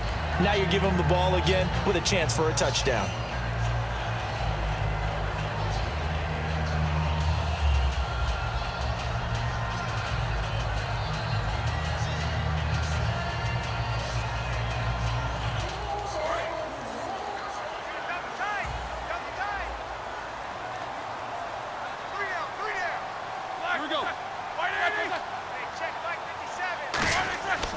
After the penalty, it's BAL. And he is going to lose yardage here. It's a loss of 2 there, bringing up 2nd down. One thing I know, defensive coaches love it when they don't have to invite their players to the party. This strong safety, you never have to ask him twice to help in run support. He's going to arrive and in a bad mood. They come out 5 wide, 3 of them to the right side. On 2nd down, Roethlisberger. This will be caught just inside the 10. And they'll get 9 there as that sets them up better for 3rd down. 2 minutes to play in a tightly contested first half. Back to Heinz Field after this.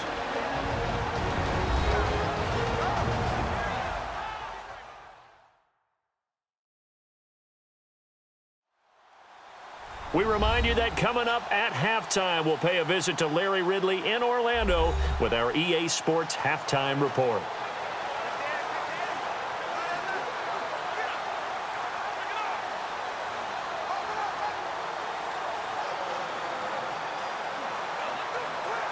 Seventh play of the drive now as they come up on a 3rd and 3.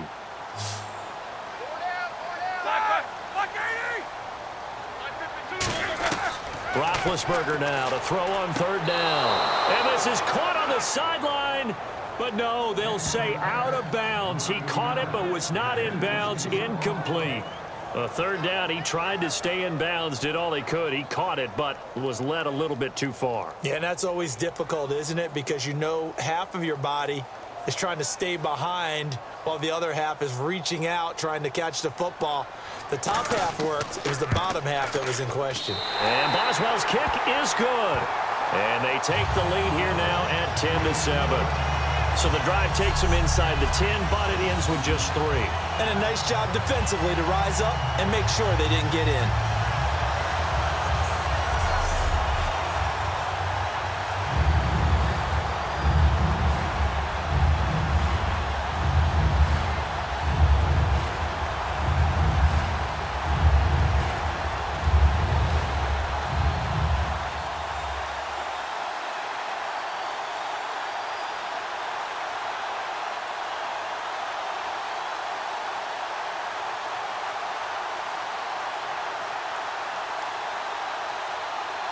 After the successful field goal try, here's Boswell to send it away. The return man, Griff Whalen. And he'll take this across the 25, couple extra yards, up to the 27-yard line. And now San Diego getting set to go. And they're going to need another score. Got one last time, but still down here. When you're playing catch-up, every possession becomes crucial, doesn't it? It's vital. Get back out on the field, punch in the end zone again. They know it's not easy, but what they do have going for them, they did score the last time. They think they've got a good formula working. And what about the defense? Well, now you're just saying to yourself, okay, give up a score last time. What adjustments do we need to make to slow them down now and get the ball back for our own offense? Is it more pressure? Is it more zone? What do they have to do? They're trying to figure that out themselves. We'll see if they can figure that out right here. To throw is Rivers. Throw right side, complete to Williams. A gain of 4 that time as the drive continues. I think that's a big pickup for a first down because when you run a drag route against zone, you're sometimes asking for trouble because you might run into a defender. Yeah, well, there they ran into a first down. Executed it to perfection. So the offense has it 1st and 10.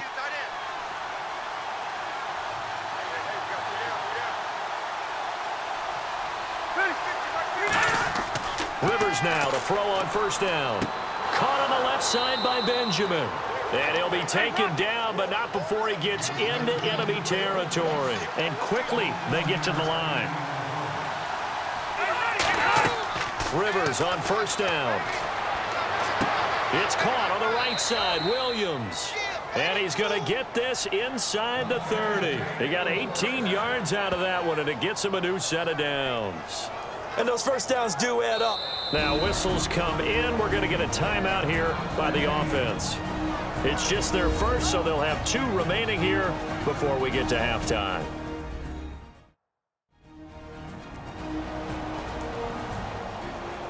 And welcome back. The offensive unit, they took the timeout.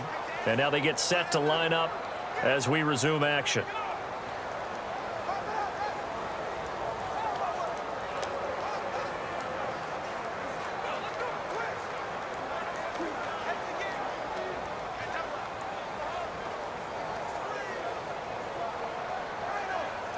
Offense comes to the line now, 1st and 10.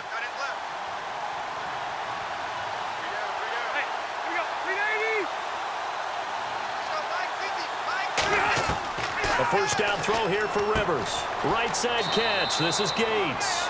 A gain of 6 there on 1st.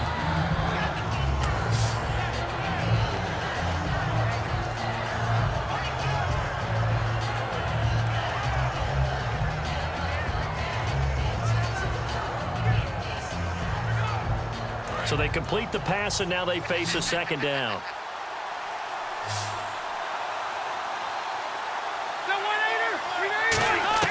To the air again here, Rivers. Gates with a grab. And he'll get it down this time to the 17. Now hold everything here. We're going to get a timeout by the offense. So that means they're down to 1 remaining here as we head toward halftime.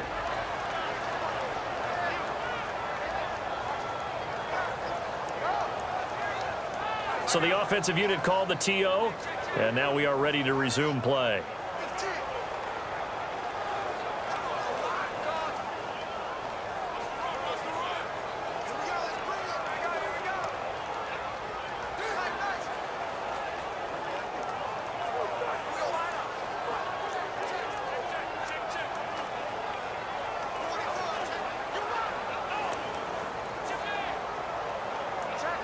And now the offense operates in the red zone.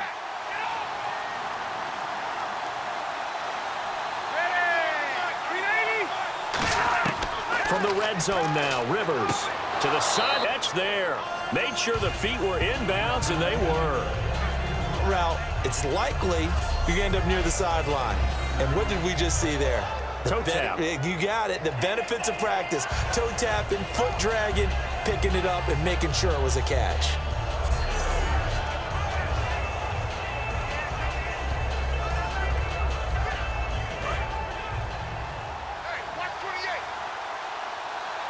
They'll put 2 receivers left, 2 to the right. Again, it's Rivers. This will be caught at about the 6. And he's in for a Charger touchdown. Dontrell Inman, a 14-yard touchdown. And the Chargers are going to retake the lead. And while that touchdown does not give them an insurmountable lead, it's still a lead, and that always feels good to a team. They'd love to take that into the lockers, but a little time left on that clock, so some work to do. I like that. I like how you're guarding against a letdown there. Marty looking forward. Coaching them up from right up here in the booth. And that makes it 14-10.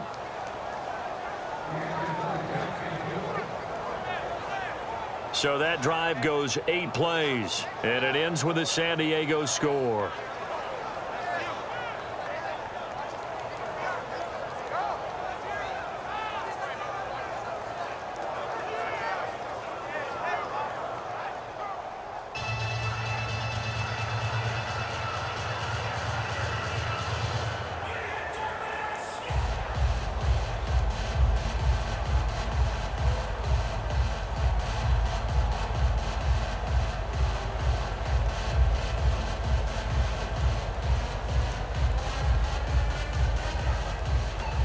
And Lambeau now, after the touchdown, he'll kick this one away. On the return, here's Justin Gilbert. Oh, a heck of a move. Man. And he'll get it up past the 20 to the 22-yard line. And the Steelers set to take the field. And what do you think goes on here in this situation? If you got the football, you're trailing, you're back in your own territory with just a little time. Do you try something? You're thinking about jump-starting your team, right? You just mentioned it. They're down. They're trying to get back into the game. But you got to figure, if something goes wrong, you may have put yourself in a spot where you may not be able to come back in the second half. Managing risk, this is a big decision here.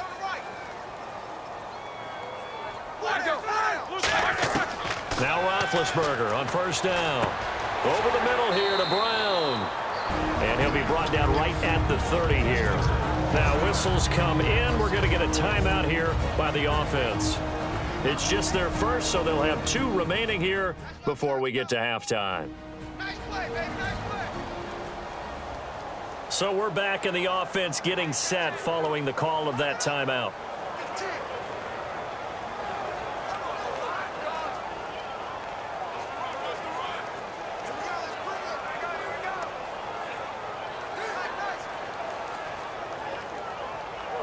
Completed pass play. Now let's see if they go back to the air or to the ground. 4 down, 4 down. Like 20. Where's 52? Now Roethlisberger to throw on second down. And boy, that one drops incomplete, but if he was hit a fraction sooner, it may have been a fumble. Not too many things get to a quarterback of this magnitude, but I think it's safe to say that pressure can get to any quarterback. Now, he's obviously a great franchise quarterback, but felt the pressure, threw it incomplete. And the offense looking to pick up the first down after the second down incompletion. Hey, check. 3 down, 3 down. Go, They'll try and run for it with Bell. And he's able to get it to the 33. Good enough for a first down. Now hold everything here. We're going to get a timeout by the offense. So that means they're down to 1 remaining here as we head toward halftime. And we're back. The offense had a chance to talk things over. We'll see what they come up with here on this next play.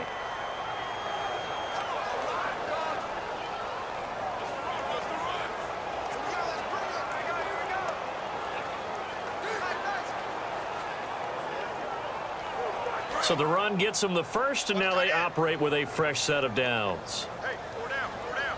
Pass that blue 30. Choose the mic. Watch Mike, watch Mike. Throwing now, Roethlisberger on first down. This is Bell on the dump off. And they'll get it up just short of the 45 at the 44. And now it looks like they're going to be in the hurry up. They'll throw on first down with Roethlisberger. And that's going to be incomplete. 12 seconds left.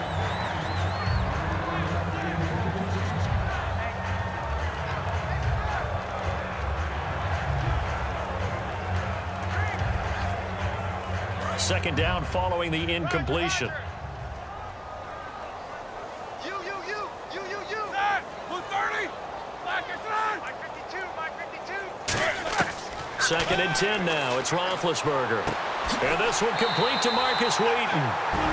Now whistles come in. We're going to get a timeout here by the offense. And with halftime on the horizon, they'll be out of timeouts from here forward.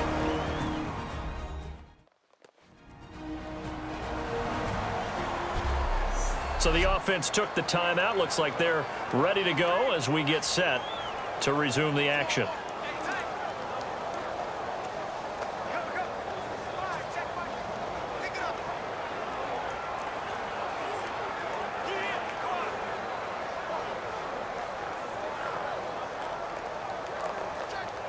So even though it's first down, here's the field goal unit on now to try to get 3 before halftime. This officially a 55-yard attempt.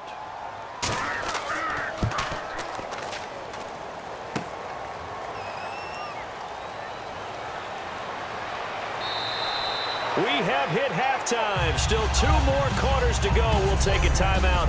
We'll be back after this. You're watching the NFL, and it's on EA Sports. It's in the game. Thanks, Brandon, and welcome to the EA Halftime Report. I'm Larry Ridley. Let's take a look back at the first half. Both teams have done enough to be leading here to this point, but in a close game, you know the second half is going to have some more twists and turns. Jeez, they don't even want to let their guys get a drink of water. All right, third quarter, let's get to it.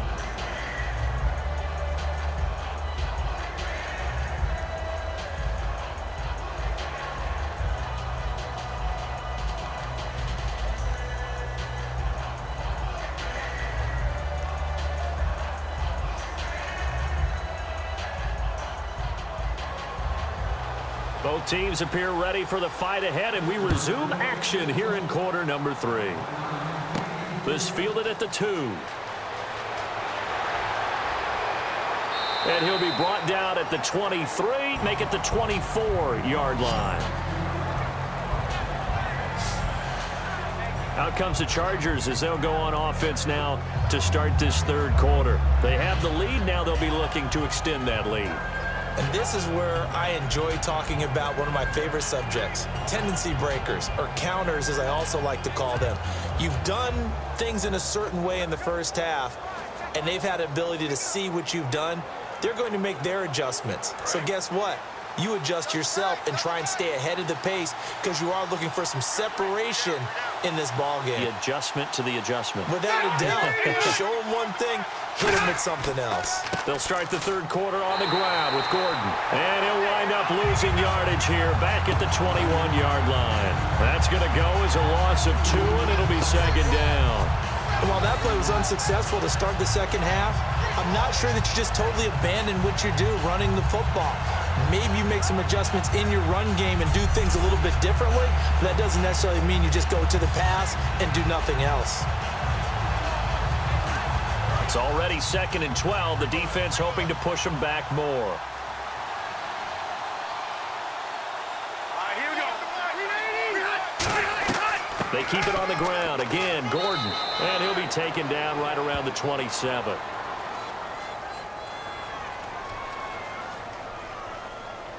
Personal foul. Face mask. Defense. Charles, I know it's hard when live bullets are flying, but you cannot keep your hand up around the face mask area. It is absolutely inexcusable nowadays. We talk about target areas all the time. You have to aim lower so that your hand doesn't get involved in the face mask.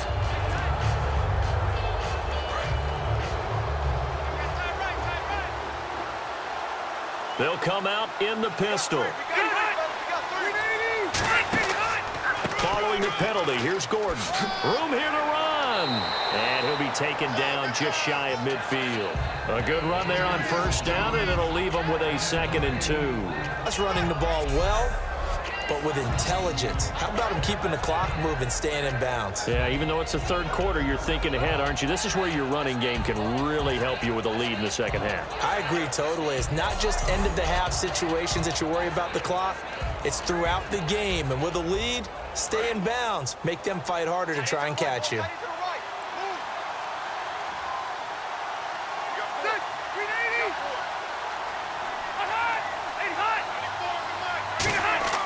Now a second down throw for Rivers. It's complete right side to Benjamin. And he'll be brought down at the 48-yard line. 2 yards on the pickup there, but it's enough to give him a new set of downs.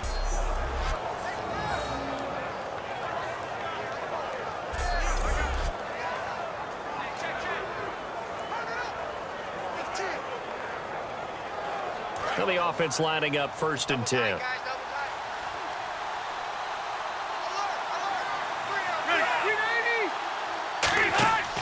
Now Rivers going to give it off to Gordon. And he's going to be stopped up at about the 47-yard line. 2 yards on the pickup there. It'll be 2nd and 8. Tough day, tough sledding right there, and it's been that way the entire game. Not a whole lot of room to ramble for him. Yeah, you're right. It's been that way all afternoon. Didn't get a whole lot better there.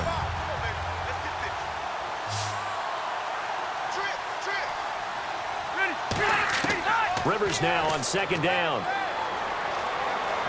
Under pressure, he's going to go down. Look at this, way back around the 43. Jarvis Jones in from his linebacker spot. He's able to drop him for a loss of about 10.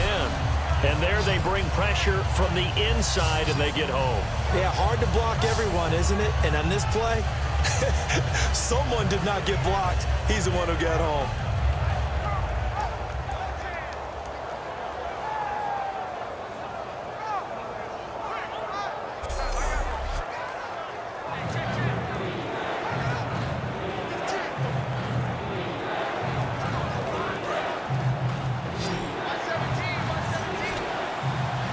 The Steelers insert their nickel defense on 3rd down. Yeah, they add a DB. Rivers to throw it. And that is incomplete. Dexter McCluster, the intended receiver. And that brings up 4th down. Well, no second guessing the call here. It was 3rd and long, so throwing the football was probably the smart play to try and pick it up. But they don't get it, and now the defense goes off the field feeling pretty good about themselves, gaining some momentum as they force them into a likely punting situation.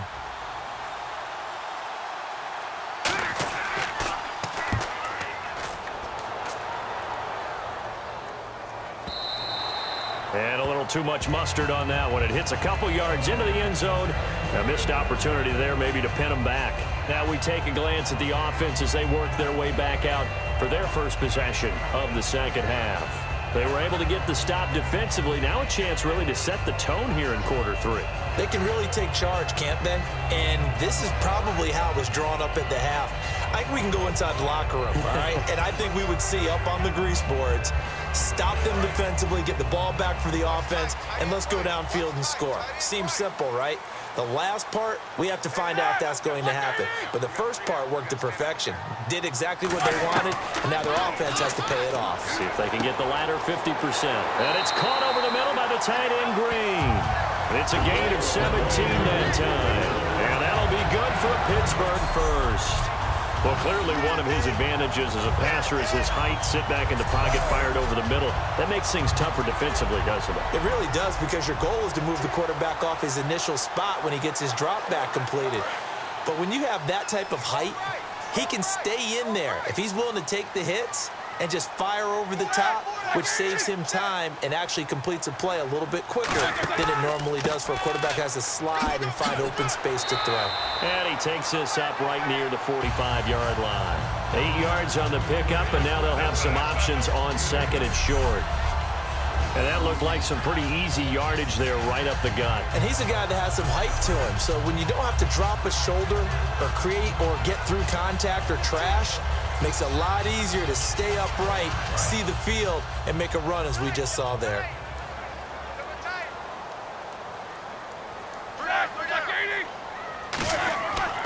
On 2nd down, it's Bell. And he'll get it out a couple yards shy of midfield at the 48. 2 yards on the pickup there, but it's enough to give him a new set of downs. Not too many more ideal situations at 2nd and 2 in order to try and pick up a first down. They ran it and picked it up.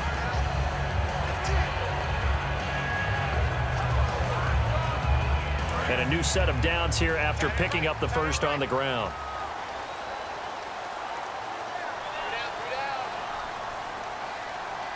They come out here in the eye. Roethlisberger with a give to Bell. And nowhere really to go there. He'll take this up just shy of midfield. Credit him with a 1-yard gain there to make it 2nd and 9. That's a really nice play, be able to stack that one up. When they get back in the huddle, he's got to tell his guys up front, great job.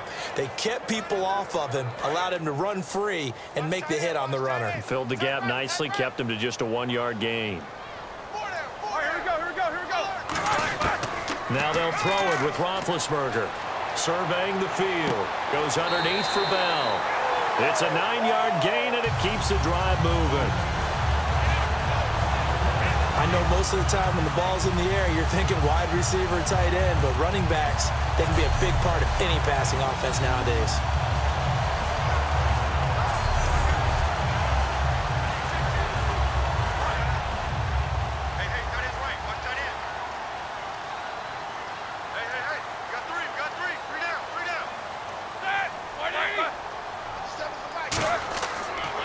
First down carry, it's Williams. They'll fight forward for a couple down inside the 40. And brought down there by a pair of Chargers on the stop.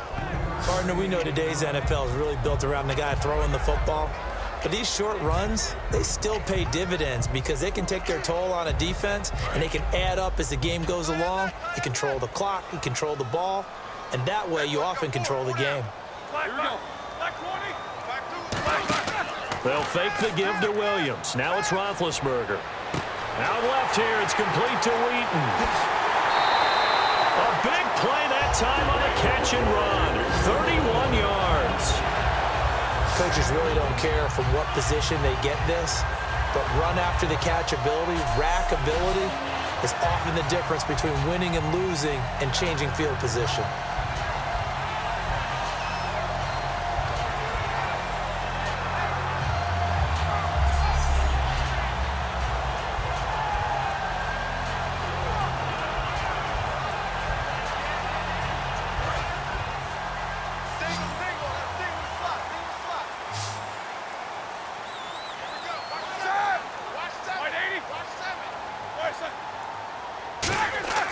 Now a play fake here on first down. Finding time. And he just throws this one away. Smart decision here this close to the end zone, and it brings up 2nd down. And right now I take my rudimentary kindergarten skills and draw where the tackle box would be because that was close. I thought he was in the tackle box. He has to be very careful where he gets rid of the football from that spot. Yeah, they say there was a receiver in the area, though. Yeah. There's always a receiver in the area. So 2nd and goal here from the 9. Now Bell. And they'll get him down here at about the 5-yard line. They get 3 yards closer, but still work to do. It's 3rd and goal. Well, Brandon, we always know that once you score 1 touchdown, you're without a doubt. And so far today, he's got 1, but was denied as he tried to get the 2nd one. Watch tight. Tight end right. An extra defensive back on the field here for 3rd and goal. On 3rd and goal, Roethlisberger. Oh, it's a touchdown if he holds on. Instead, it's 4th down. After all the preparation, all the practice, a play like that will absolutely break your heart. They had everything they wanted, just unable to complete it. In the end zone, a big-time drop.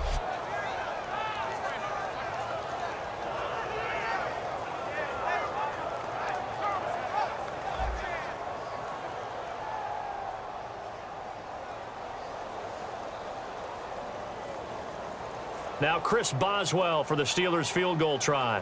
From the left hash, should be a fairly easy one here.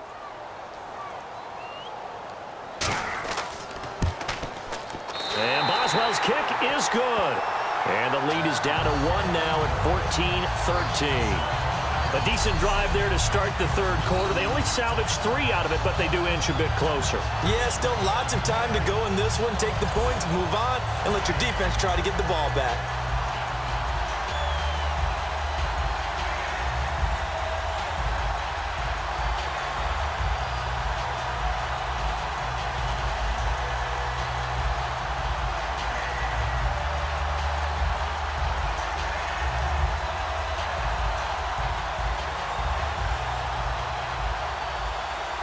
After the successful field goal try, here's Boswell to send it away.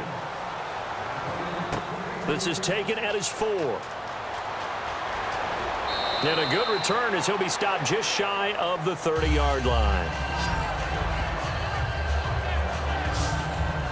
And here comes the Steelers defense making their way onto the field. They forced the punt the last time, got off the field. I'm sure some of your D coordinators through the years, you liked when you heard those words, get off the field. Oh, there's no doubt. Or maybe you didn't like it when you heard those words. It depended on when they were yelling them. But in this situation, absolutely perfect. Get off the field, force a punt, let the offense take over and do their thing, and it resulted in a field goal. Now we'll see if they can do that again.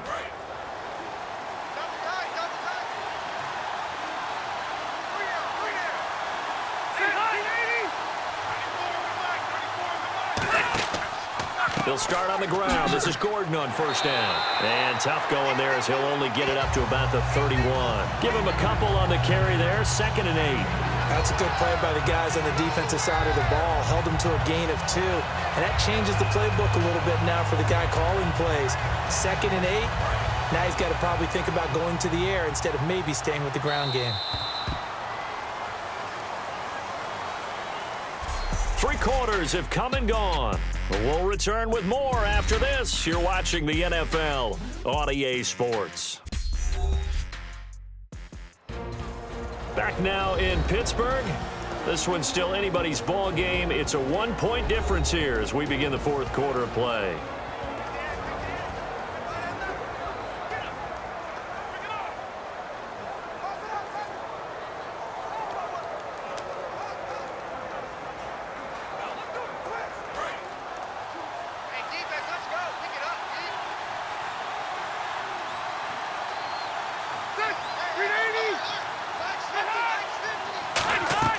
Now a 2nd down throw for Rivers. Sets up the screen to Gordon. Oh, nice spin. Oh, that brought back bad memories. So the screen good for only 2. Now it's 3rd down. In order for a screen pass to break big, a lot of things have to come together and be well executed. But all it takes is one small thing to go wrong and keep it from being a big game. Defense sinking pass. They've got the nickel set out on 3rd and 6. From the gun, Rivers. He's got his man. It's Williams. He's taken down, but not before he gets this into enemy territory across the 40. There will always be a place for methodically marching the ball downfield. But when you can pick it up in big chunks and strike like that, have explosive plays, that's often the difference in winning and losing. Those types of plays that can knock a defense off balance, that'll drive a team towards a victory.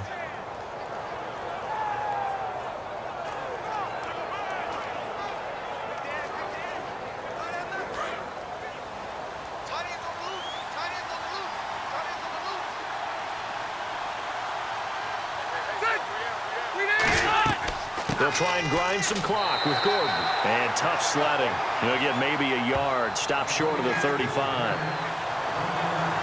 Well, so many times we look at a short run and we praise the offense for trying to set the tempo and establish things. But the defensive guys, hey, they just won the battle there. It wasn't a big run given up. They don't always have to absorb the body blows. Sometimes they dish them out themselves.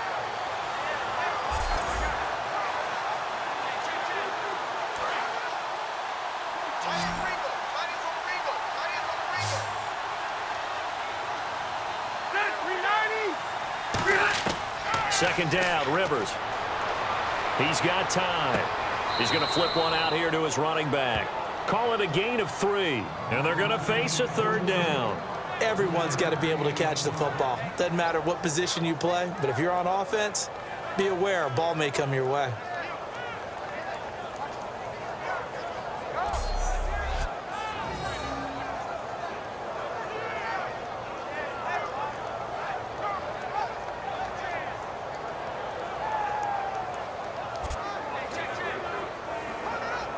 So completion on 2nd down, that brings up 3rd.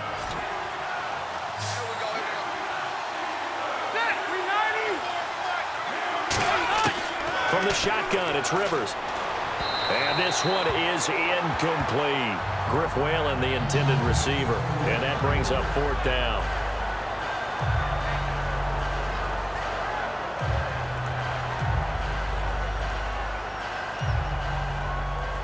So the field goal unit is on the field as this is a big spot right here. From the right hash and call it an even 50 yards. Oh, they get to the football. It's blocked. It's picked. There he goes left side. The 30. And he's in for 6 and a Steeler touchdown. We talk about it a lot. One of the dangers of the long field goal, you got to kind of hit it low and drive it. That makes it susceptible to a block here. Not only do they block it, they return it. And how about how well they did on the return where they didn't create a penalty?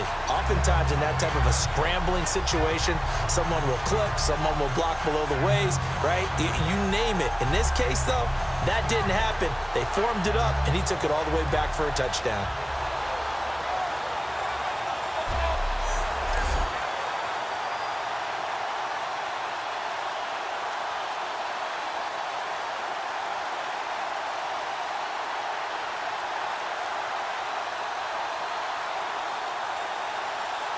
So a big play now as the Steelers will go for 2.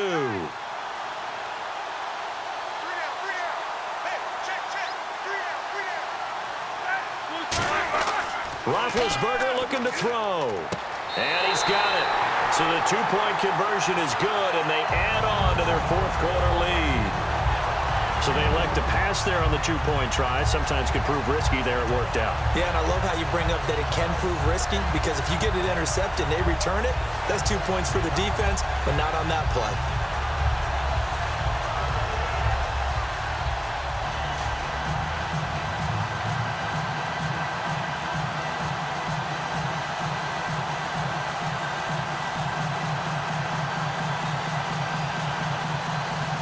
Boswell now to kick it away after the touchdown. This is fielded at the goal line. And he's up across the 25 and down at the 28-yard line. And the Chargers coming out on the field now. Last time out, they had that long 50-plus yard field goal that they missed. And I'm sure on their sideline, they're thinking to themselves, okay, do we still want to try one if we're in that position again? And I would dare say that the answer would be yes. They're going to have a lot of confidence in their kicker. But just to be on the safe side, I'm sure they told their offensive guys, can we get a little bit closer this time? Yeah, get a little closer. Yeah, you know, I'd rather get in the end zone first and foremost. But if all else fails, less of a field goal attempt for him.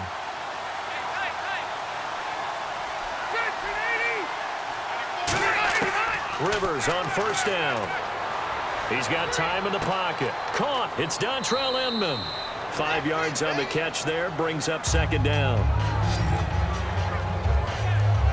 He had time, was able to survey the field and find a soft spot in that zone coverage. And that's where it gets difficult for a defender, Brandon. You go to your spots on the field that you have to cover, and when the offense finds an area that you're not in, that's where they throw the football.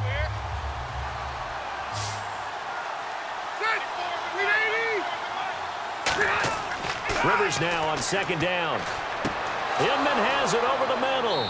And he takes this one all the way across midfield into enemy territory down to the 40-yard line. Of course, the catch was nice, but how about what happened after? Able to stay on his feet and gain all that additional yardage. So many of these slot guys, I think, have running back in their background.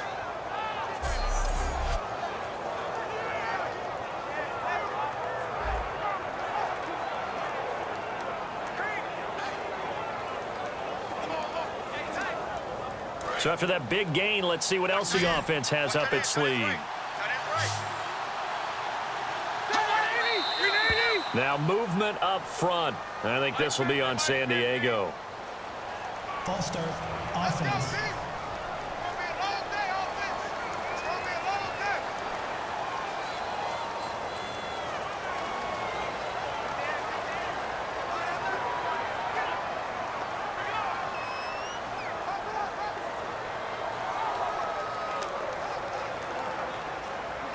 First and 15 here behind the chains.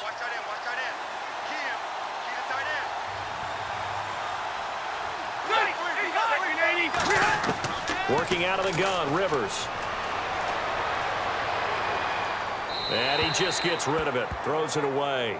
The wise move there, looked like nobody open, now second down. Sometimes the coverage is so good, no matter what you're doing on offense, you just can't shake anyone free.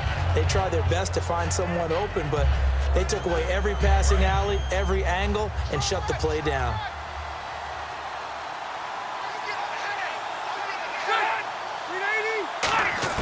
They'll throw again, Rivers. Henry's got it, out on the left side. And he's going to be out of bounds down inside the 20. A really nice gain of 25 yards. And there's a completion to the tight end. And look at the size of these players nowadays. At that spot, 6'4", 6'5", and up. A lot of guys used to be basketball players, somehow came back to football. And that's really good for the game of football. You're getting better athleticism, great hand-eye coordination, guys who know how to control their bodies when they run their routes.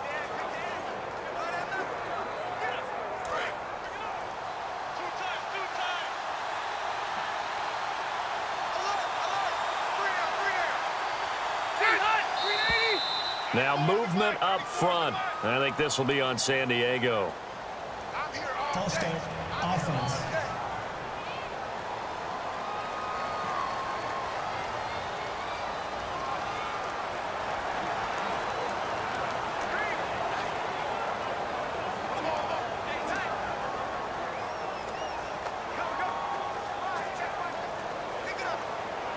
So after the mistake by the offense, it cost him 5 yards.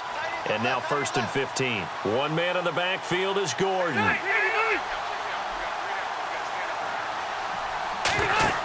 They go play action here on 1st down.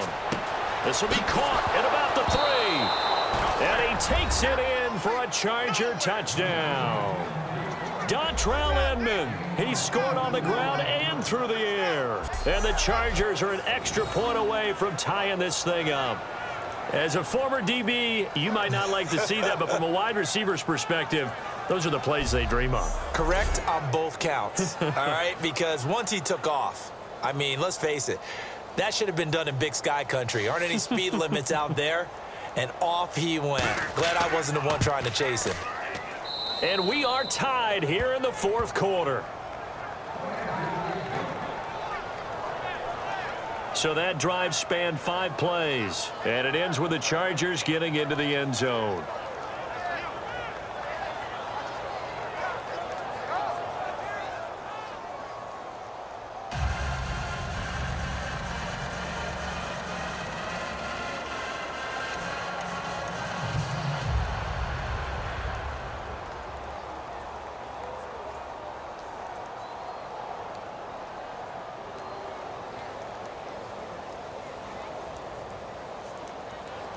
So here comes the kickoff now, all even here in this 4th quarter. Fielded about a yard deep. And he's up past the 20 to the 22-yard line.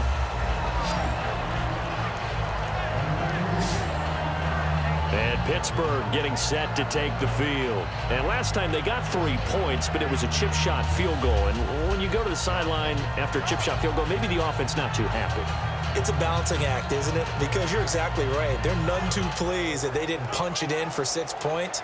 But they also have to remember they did put points on the board. 3 points is 3 points. And in this league, you take points when you can get them. Not easily done.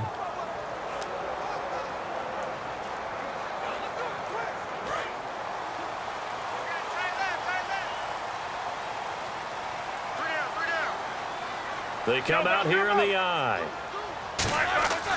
They'll start out on the ground with Bell. And a short gain there as he'll get it up only to about the 24. 2 yards on the carry there. It'll be 2nd down.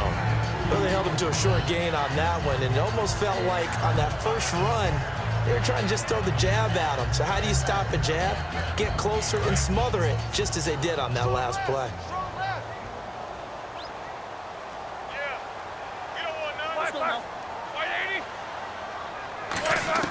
On 2nd down, here's Roethlisberger. Sammy Coates has it complete. 9 yards on the pickup there, and it keeps the drive alive. Simple slant route, and partner, really nice hard throw by the quarterback. Nice timing between the quarterback and the receiver. They were perfectly in sync, and he put it right on him on the inside route. And at this stage in the game, every play is magnified here as we get down to the nitty-gritty.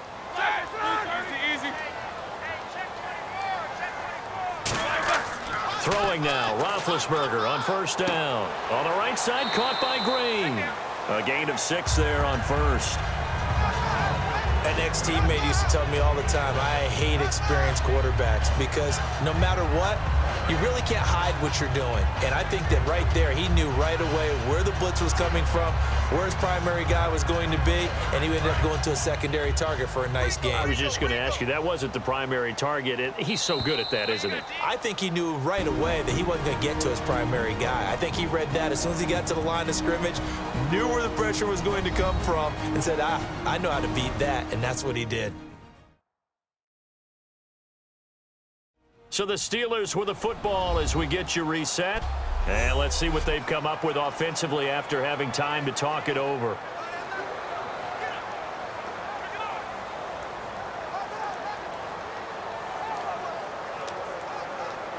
Second down and 4. Tight, watch left. Tight, watch left. Hey! You got 4 now. On second down, Roethlisberger.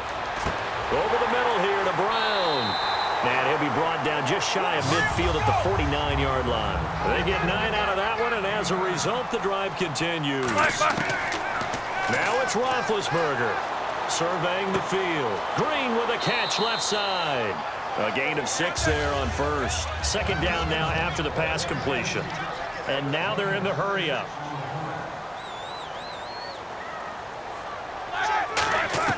Here's Roethlisberger finding time. And he's just going to get rid of this thing. To no one here. He throws it away. And now it's third.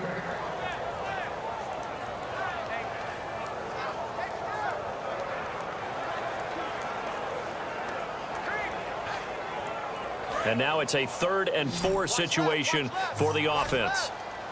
Brown, the lone receiver left. Roethlisberger to throw. He'll set up the screen. This is Williams. And he will have first down yardage as he's brought down at the 41. It's a gain of 4 there, and it gives him a new set of downs. And they're going to speed things up here. Throwing now is Roethlisberger. Man open left side is Brown. Now the Chargers are going to look up here and signal for a timeout. It's just their first. They've got 2 more to use here in the final stages. All right, so the timeout over and all 11 men back out onto the field for the defense.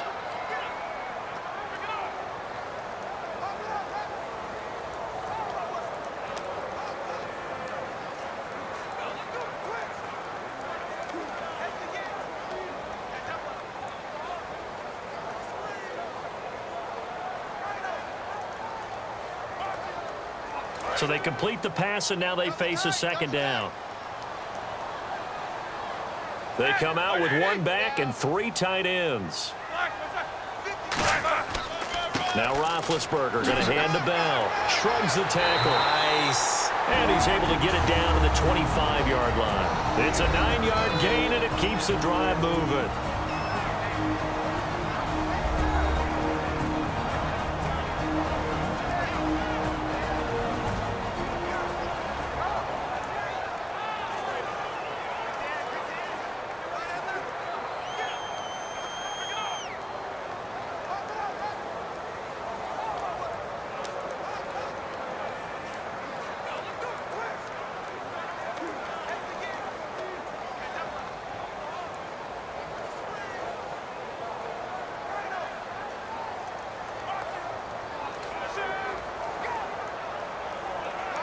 Now this will be the 9th play on this drive.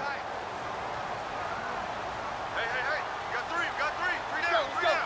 Blue 30. 57. And they'll keep it on the ground with Bell. And he'll lose yardage here, going down back at the 28. Now hold everything here. We're going to get a timeout by the offense. That'll leave them with just 1 remaining in this 4th quarter of play. And we are back here. I'm Brandon Gaunt alongside Charles Davis. So the offense takes the timeout. And now we're set to get going.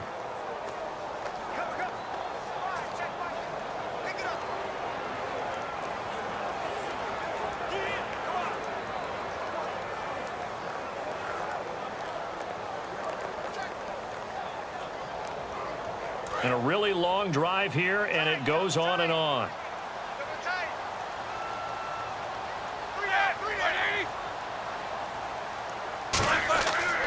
A give to Bell. And nothing doing. He's immediately taken down at the line of scrimmage. And now the Chargers are going to signal for another timeout. That'll leave them with just one remaining in this fourth quarter of play.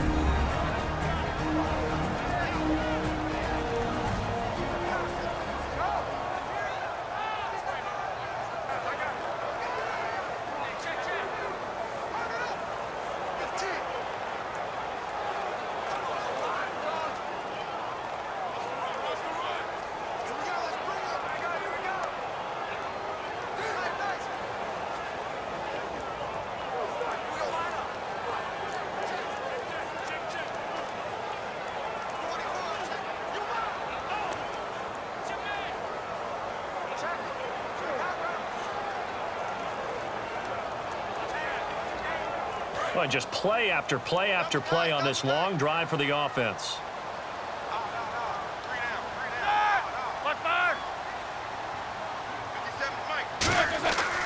On third down, here's Williams. And he'll take this down just shy of the 25-yard line.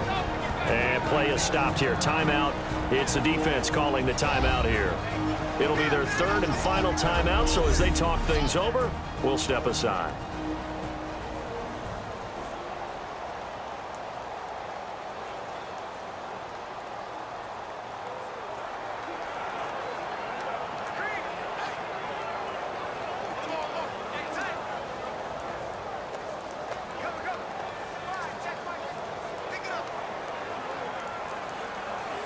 So here we go. On now is the kicker, Chris Boswell.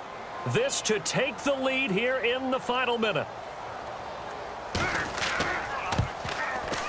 And Boswell's kick is good. And the sideline celebrates as they have taken the lead in the final minute. All right, so time to reset here. It's a huge kick there, gives them the lead, but they've got to be careful that their celebrations aren't a little too premature. You're exactly right about that, because there still is time for the other guys to run a few plays and get into field goal position. So this defense is going to need to come up with one final stop if they're going to get out of here with a victory.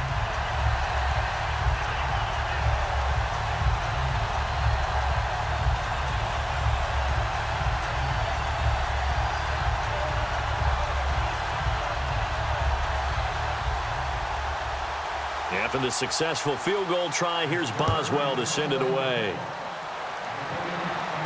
This fielded at the 2. And not a bad return here. He gets it out to the 25-yard line.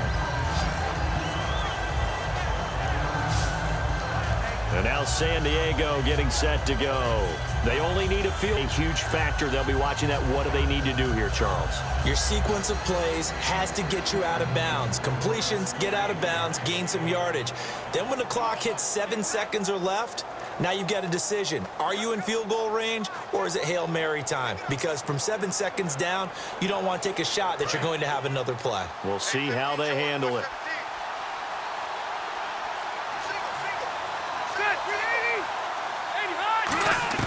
They'll look to throw. He's got time. All kinds of time. And seeing no options, he just tosses this one away incomplete. Now that'll bring up second down.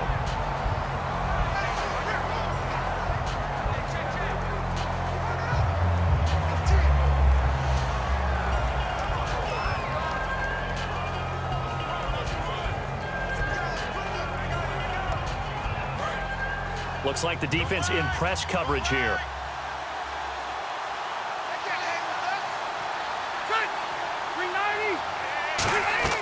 He's back to throw.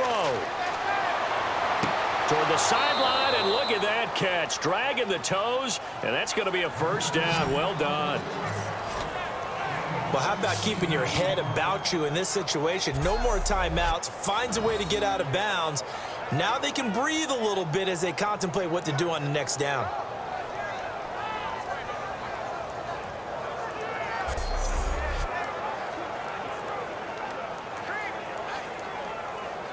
First down and 10 now for the offensive group. They'll put 2 receivers left, 2 to the right. He'll look to throw. This one caught by Griff Whalen. And he'll be taken down, but not before he gets into enemy territory. They're going to hurry back to the line now. And the spike comes with 9 seconds left to go.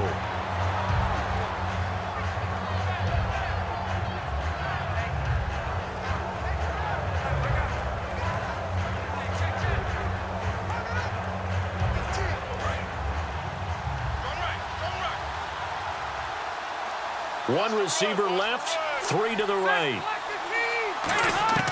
Back to throw. And that will be incomplete. 4 ticks left here on the clock.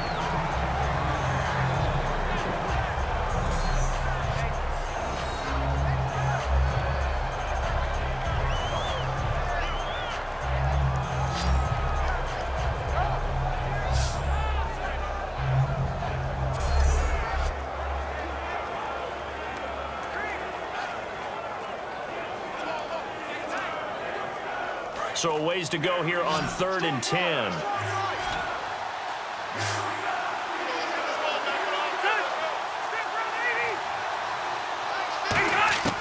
One last shot now for Rivers.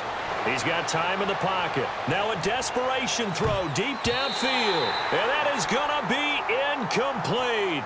Boy, they got the tip they were looking for but couldn't secure it. And this one's over. Offense.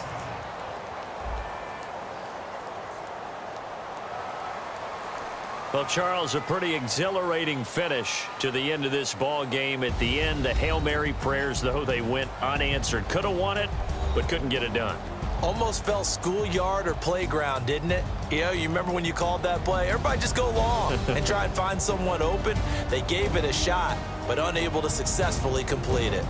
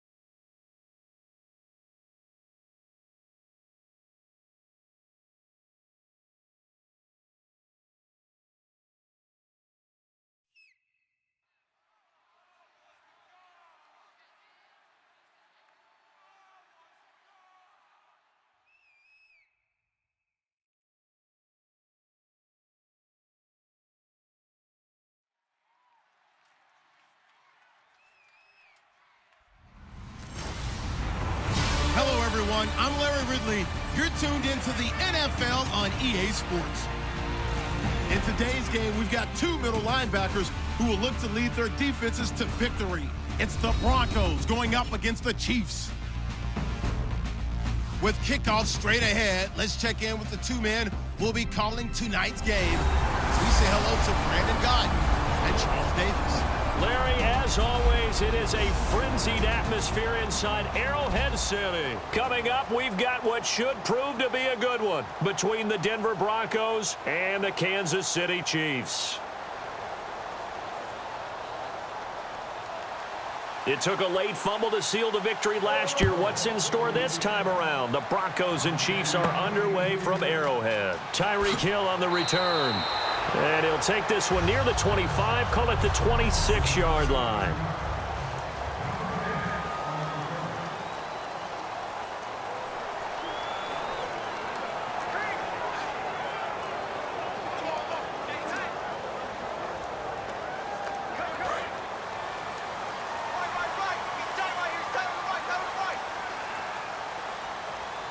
They come out here in the eye.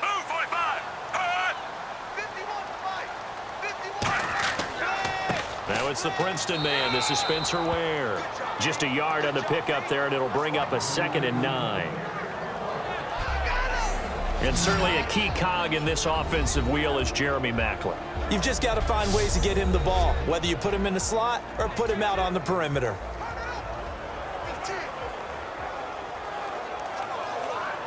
So what will they do? On the ground, through the air, let's see. 2nd and 9.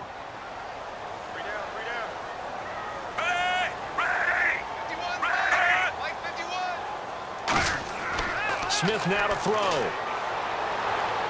And seeing nowhere to throw, he chucks this one away from harm. Incomplete. Now it's 3rd down. And here's a look at the defense for Denver. Chris Harris Jr. is not a name that rolls off the tongue quickly, but it should. He's one of the best cover corners in the league.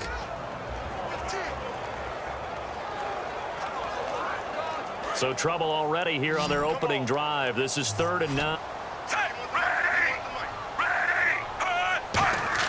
Throwing on 3rd down, Smith. Caught, Kelsey, left side. They stop him for only 3 that time, and that'll bring up 4.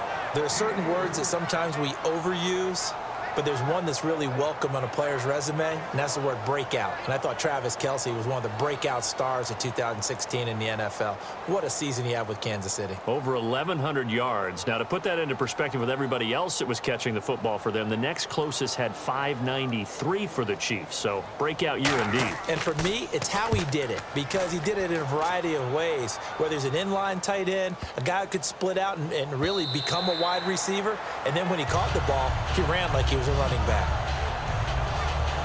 So before Denver takes over, we get a look at Trevor Siemian. He'll be commanding the offense as he did this past year for Denver. 18 touchdowns, 10 interceptions, over 3,400 yards. And now the question is, will he be the guy going forward? Time will tell. And he's going to have to continue to earn it, despite the fact that he earned the respect of his fellow players last year. They named him a captain about midseason. He battled injuries last year. He had a bad shoulder, ended up getting off-season shoulder surgery. But he's got to hold off the challenge of the #1 draft pick of 2016, Paxton Lynch. One thing I do know about Trevor Siemian, quietly confident in his own abilities. They go play action here on 1st down, surveying the field. Trying to get it to Thomas, and it's intercepted. A great read, and it's picked off. And he will bring it back. It's a pick-6 and a KC touchdown. So a pick-6 there out of the nickel package. They went with 5 DBs. Almost becoming the base package in the NFL is the nickel. Hard to throw against. That was demonstrated one more time. A pick-6 going the other way.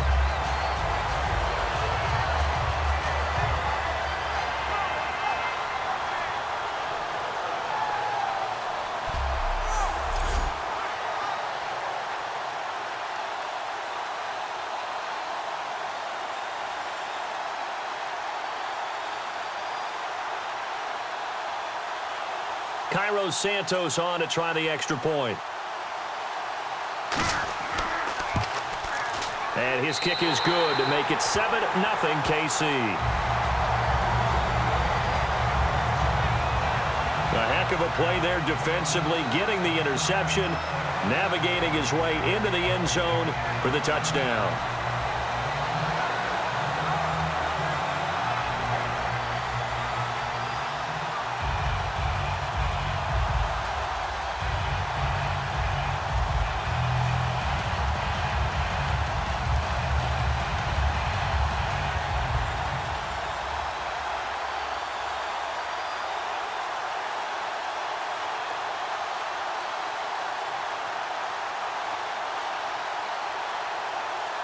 So they throw the pick six. They'll get another shot at it now as this one's in the air. That's fielded in the end zone. And no run back here. This will be a touchback, and it comes out to the 25-yard line. The Bronco offense now set to come back out onto the field.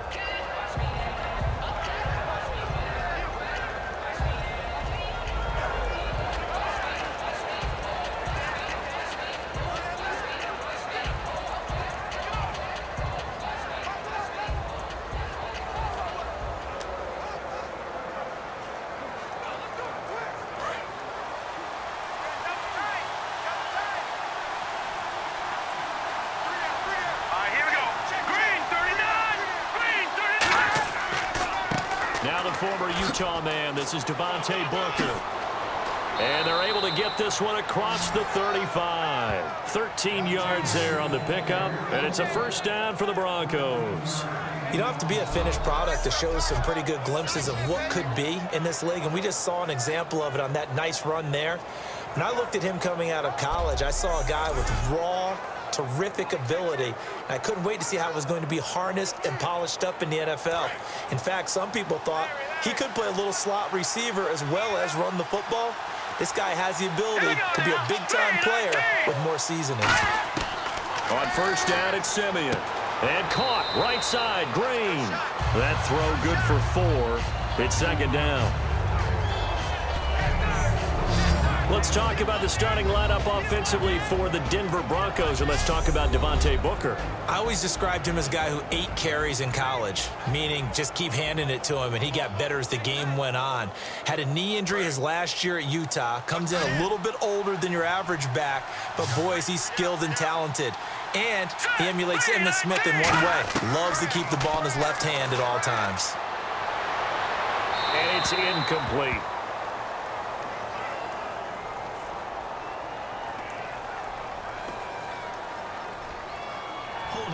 Offense.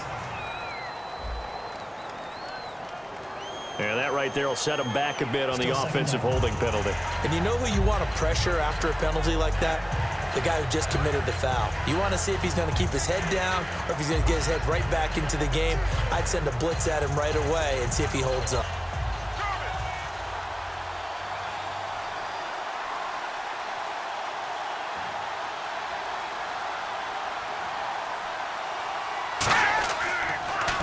Second down carry for Booker. And he'll get up to the 43-yard line. He'll wind up getting 11 on that one. And it'll be third down.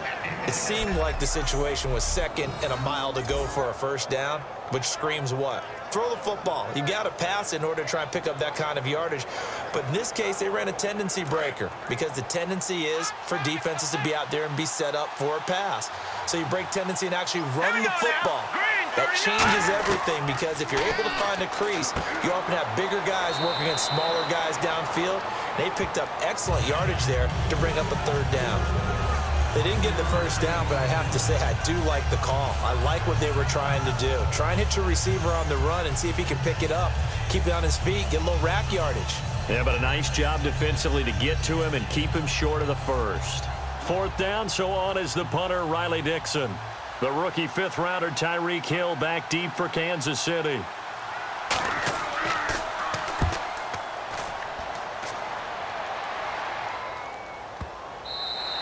And that one hits a little too close to the goal line, and it continues into the end zone for a touchback. So now here are the Chiefs as their offense makes their way back out onto the field. And a 3-and-out on that first drive. We'll see if they can do better here. They should have a better opportunity because the nerves should be settled now. That first series, everybody goes out with a little extra emotion. So now they get a chance to go back out and say, okay, now we're into the game. Let's go play and play as best we can. You almost get a mulligan then on that first drive? Sometimes it absolutely serves that way. You get a second opportunity. Nothing big happened. But then again, you didn't commit any mistakes either. Off you go. They run it here. Where? And he goes nowhere. He'll lose yardage back at the 17. A loss of a full 3 yards, and now it's second down. I saw Von Miller in college at Texas A&M, and all I kept hearing about was his speed off the edge to the quarterback. But what impressed me, his balance and his ability to take on blocks and be a force in the run game, as we just saw there.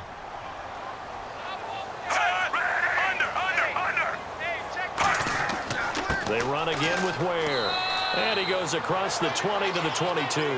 There, so from 2nd and 13, they're back to a more manageable 3rd and 8. And there's a run to be happy with. Good, solid yardage, and you hand the ball to a back.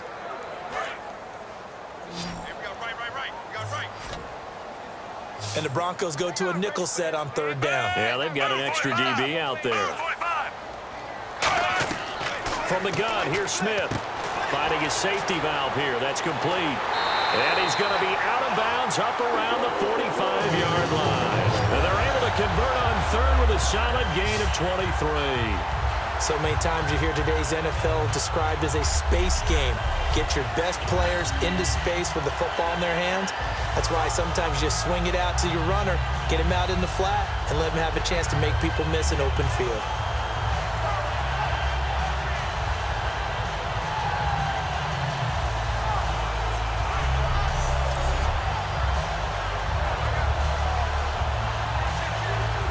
And now a first down following that long gain.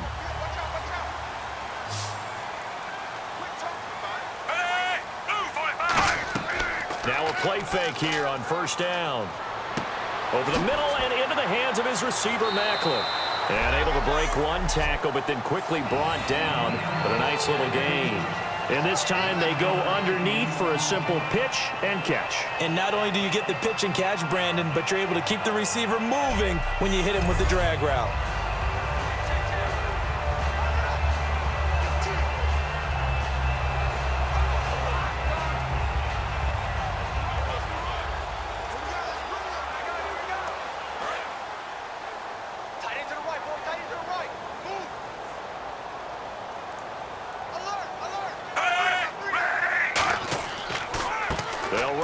This is Charkandrick West. And running room scarce here. He's going to be stopped in his tracks at the line of scrimmage.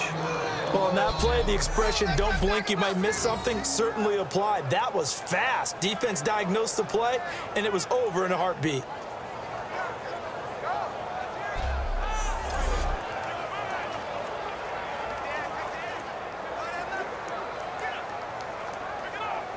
And they're just a couple of yards shy of a first down here on 3rd down. They'll come out in the pistol.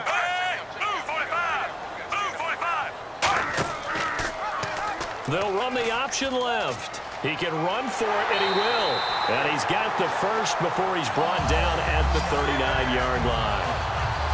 And this is one of those plays that if you can use it to keep the chains moving, it's a good play. And not only that, it tends to tamp down the pass rushers because they have to recognize this play and stay at home. The quarterback uses it well. Read option, keeps it, and picks up a first down with some nice running. And here comes play number 6 on this drive.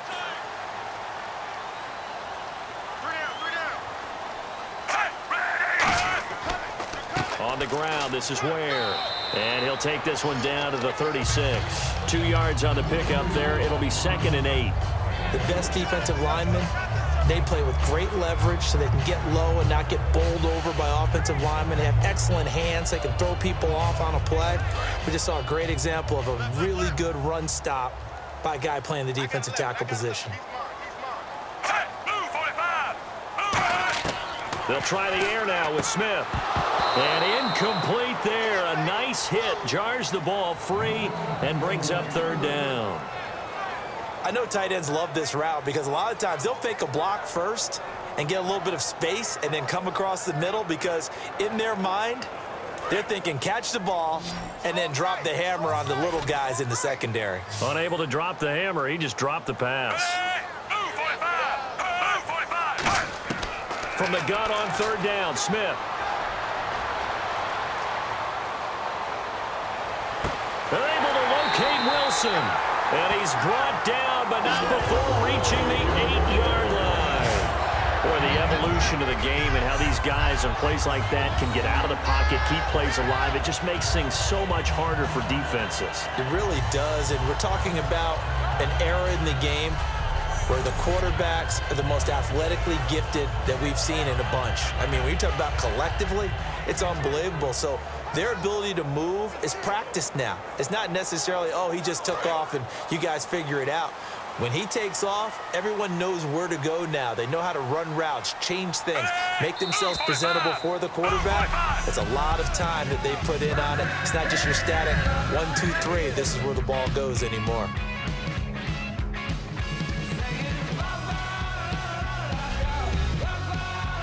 This presentation. Back now with Charles Davis. I'm Brandon Gaudin as the Chiefs in possession of the football as we begin the second quarter. And they've got it here with a first down.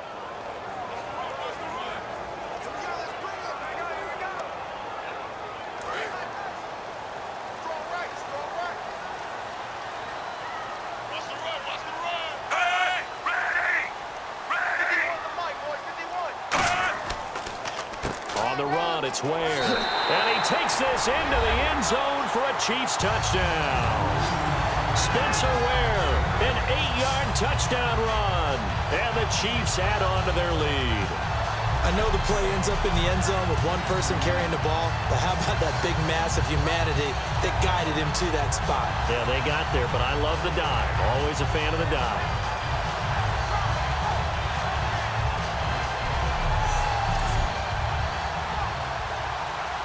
Now the point after try for Santos.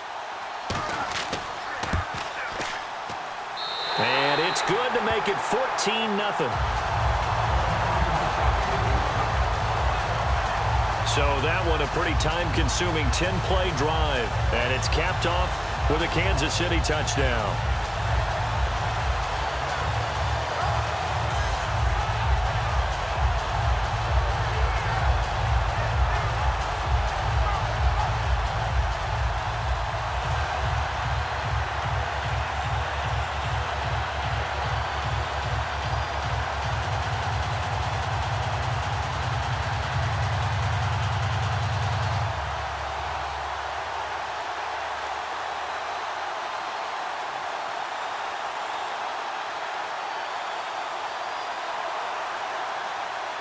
Now, after the touchdown, here's Santos to kick this one away. This one taken from the 7. And a pretty good return here. He'll be stopped just shy of the 25 at the 24-yard line. And coming out now, the Broncos. And down on the scoreboard, certainly needing to avoid what happened on the last drive, punting the football. Sense of urgency has to take over for them here. They know the score. They know the situation. And by the way, the punter no longer exists for their offense. That's how they have to treat this drive. They need points. Big time.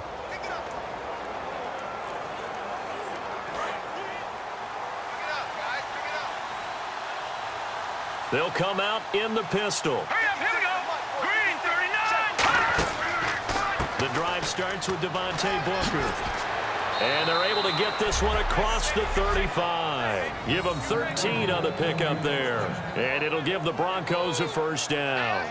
Love the run right there. And when you analyzed him coming out of college, when you tried to put a grade on him, you saw the flashes while he was in school, but you didn't see the full production. You didn't see the finished product. He's a little bit raw, but you can see why people liked him. Those types of runs make you think there's plenty more there, and we'll see if that continues for him. They come out here in the eye. On first, again, they go with Booker. And he stopped immediately there. Just a yard on the first down carry, so it's 2nd and 9. And that's the type of play that'll fire up a defense. Hold them to 1 yard on a first down run. It'll be interesting to see if the offense decides to press the run at all or if they'll abandon it now after gaining only 1 on that play.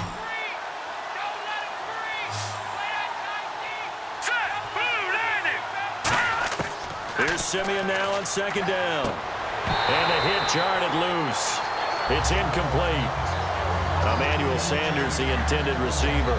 And that'll make it 3rd down. We know it's not an easy job to go out and catch passes when people are trying to tackle you and knock the ball away. But the bottom line is, that's a pass he's got to have and a pass he should have caught. So a 2nd down incompletion now brings up 3rd down.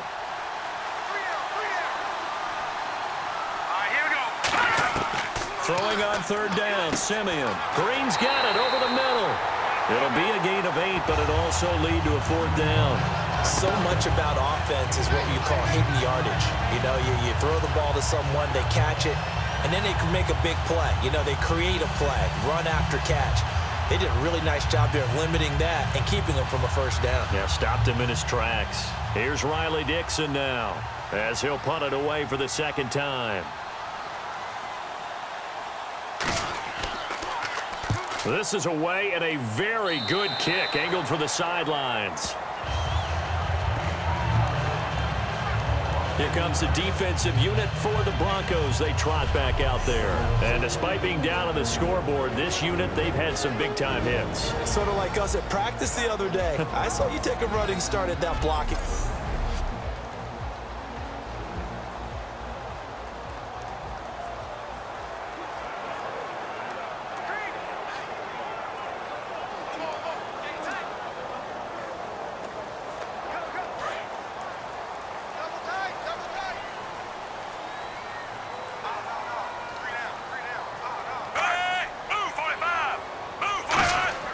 They go play action here on 1st down. Finding time.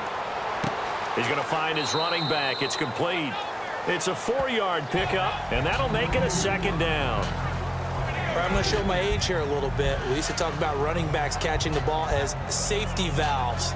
Nowadays, they're a big part of the passing offense. Quit acting like you're so old. You're only 65.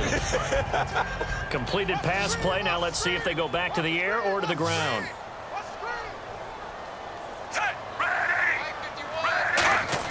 On 2nd down, here's Smith. It's complete to Chris Conley. They pick up 12 on the play there, and they move the chains.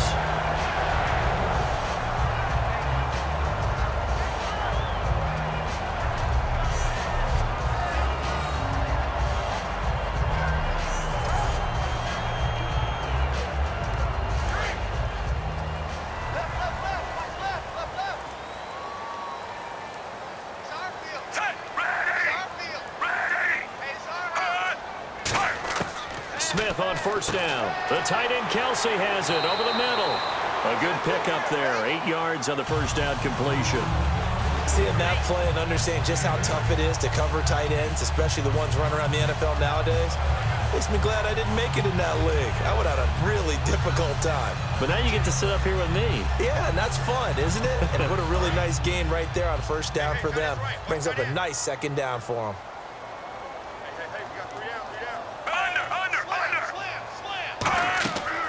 They'll run it now out of the gun. And he got blown up. Losing yardage on the play back at the 44.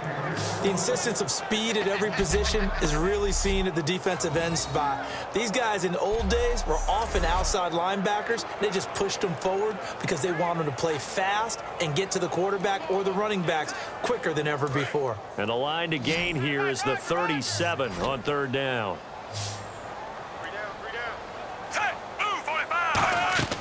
Throwing on 3rd down, Smith.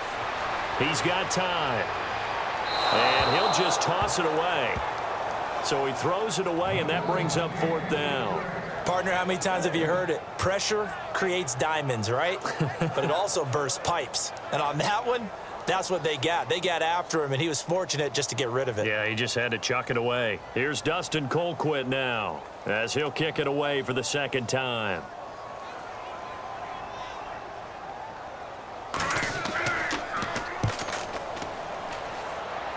And this will carry out of bounds. Where are they going to spot it now? At about the 18-yard line, it looks like. Now this Broncos offensive unit ready to head back out onto the field. And with this deficit, you can't have too many more drives like the last drive where you had to punt. So my offense right here, the punter doesn't exist, guys. He doesn't even exist. He's not a team anymore. I just cut him, all right? So you've got to go out and create some offense for us here and give us some points. No way does that guy get on the field on this drive. Poor punter. Yeah, it wasn't his fault. But, hey, listen, there's got to be casualties at times. We're trying to win a game. On 1st and 10, Simeon. And he will be hit from behind and run over. Wow. Chris Jones in there to bury him for a loss of 11. Well, so much for setting the tone of the drive offensively. Giving up a big sack that loses that kind of yardage, not a great start.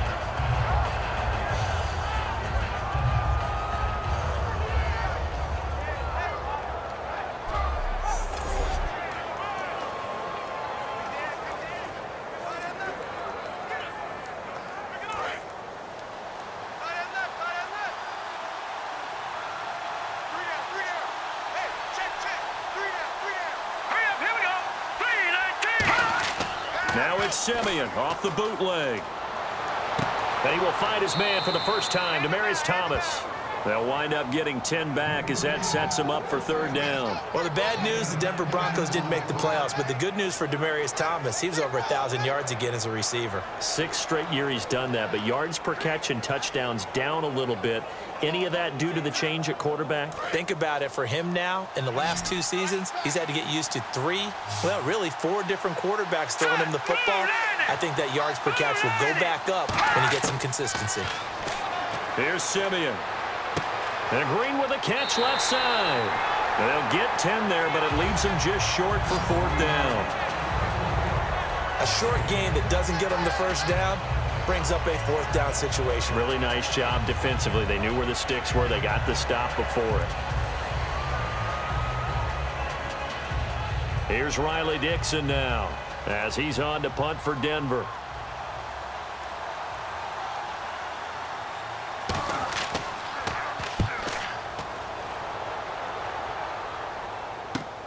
This is taken at the 18. A terrific return there. 27 yards all told. And it's Chiefs football. 1st and 10.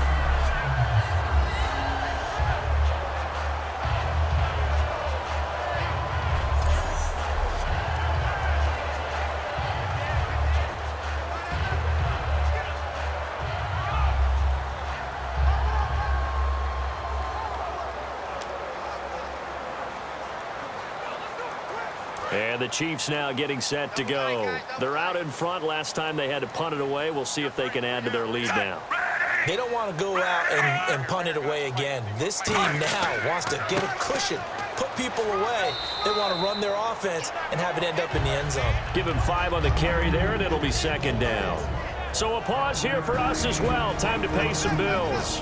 We're back to Arrowhead after this.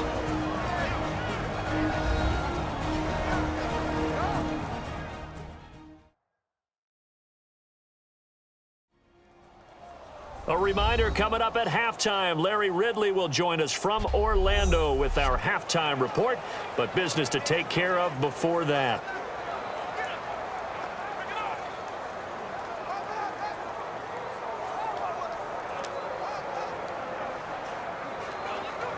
Second down following the run.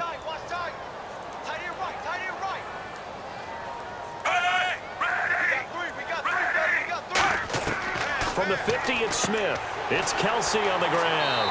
And he'll be brought down, it looks like right at the 40. It's a 10-yard pickup, and it moves the chains. There's a good push to the tight end, and I think that we're looking at something out central casting, frankly. Absolutely. I mean, size, the hands. Speed. I mean, can flat out run. You put that whole package together, you light up the eyes of an offensive coordinator, don't you?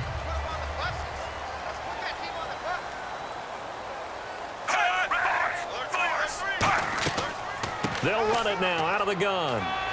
And he's going to fight his way forward here for a modest gain. 5 yards is the tally on 1st down. That brings up 2nd and 5. Well, so far, this game has gone the way the defensive coordinator had hoped. They've dictated things. They've not let them run the ball. They gave up a nice game there.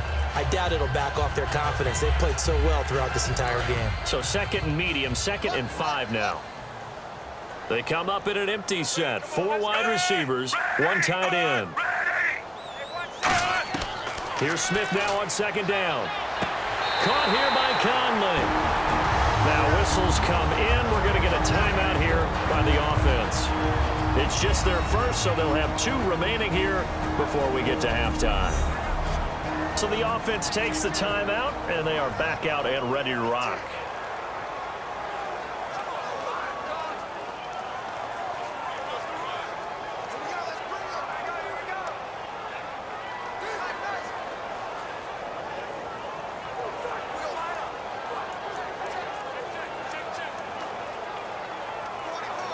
Fresh set of downs here. Hey, watch the right. Watch the right. Man, that's trash. That's trash. On 1st and 10, Smith. He couldn't quite hold it. Got hit. Ball pops out. Incomplete. On any passes in the middle of the field, anyone who's going after the football is going to be conscious that it's probably going to be contested, and often physically. Sometimes that leads to drops. 2nd down here after the incomplete pass.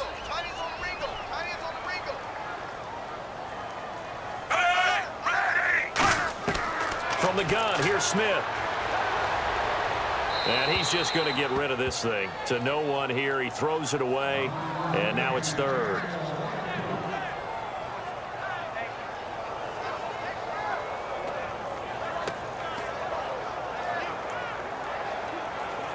And the offense looks to pick up the first here on 3rd after that incompletion. Hey, guys, check me out. Hey, move 45! Move 45! Throwing on 3rd down, Smith. Oh, it's a screen pass. That's complete. And he'll be a couple. Now the Broncos are going to take a timeout. It's just their first, so they'll have 2 remaining here before we get to halftime. So the defense had a chance to catch their breath, and now they're back out and ready.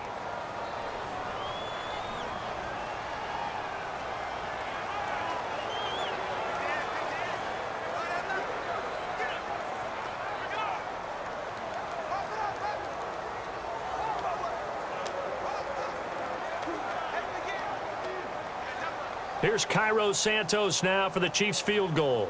It's a 39-yard attempt, right hash.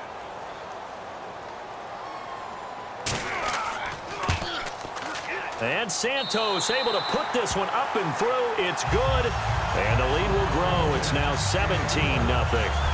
So it goes down as an 8-play drive, and they cap it with the field goal. Yeah, they were able to pick up a few first downs along the way, but they couldn't keep the momentum going all the way into the end zone.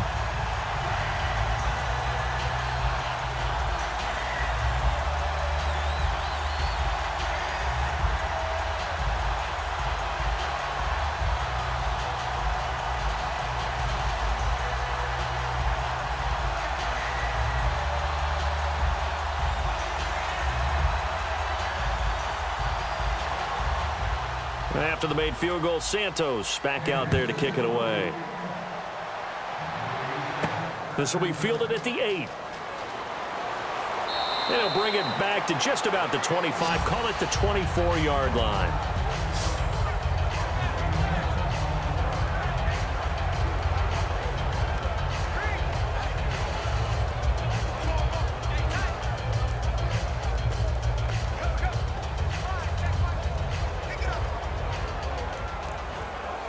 And Denver getting set to take the field. And what do you think goes on here in this situation? If you got the football, you're trailing, you're back in your own territory with just a little time. Do you try something?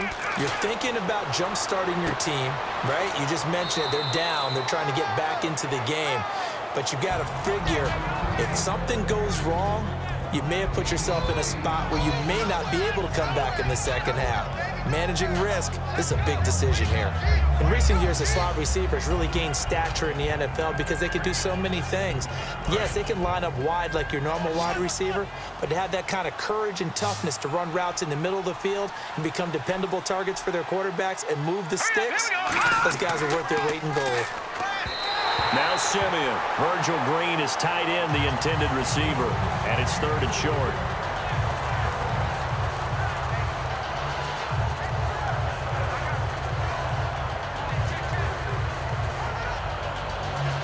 Incomplete pass on 2nd down. Let's see what the offense draws up here on 3rd. Thomas, the lone receiver, left. 3rd and 2, Simeon. And this is going to be incomplete. He was looking for Jordan Norwood that time. And it's 4th down. Well, they've had a pretty frustrating first half here offensively, and that just... Yeah, definitely frustrating for them, but heartening for the other guys. Those stop troops, they're enjoying things right now because they've made it very difficult for them throughout the half.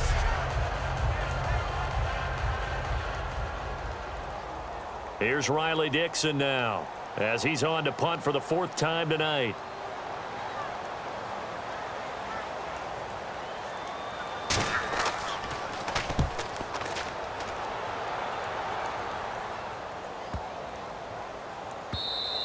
And that one hits at the 7, but bounds into the end zone, and that'll be a touchback.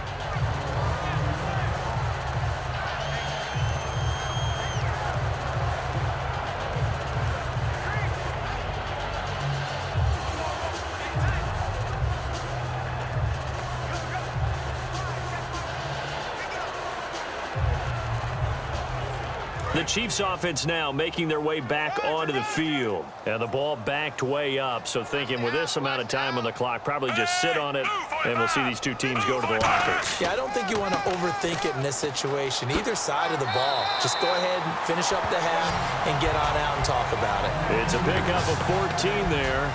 And it'll give the Chiefs a 1st down.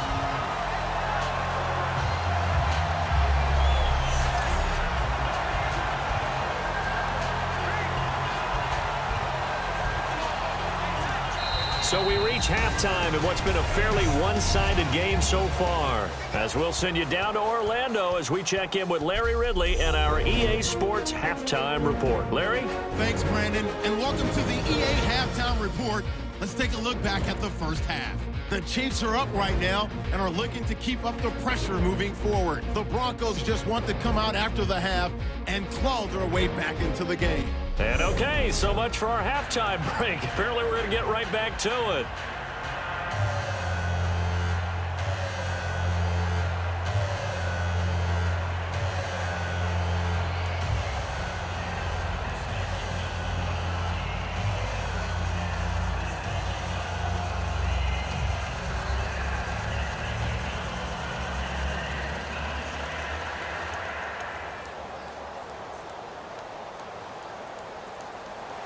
So both teams have their marching orders, and we'll get going again here in quarter number 3. This fielded a few yards into the end zone. Some might have returned that one. He won't. He'll go down to a knee, and they'll start the drive from the 25.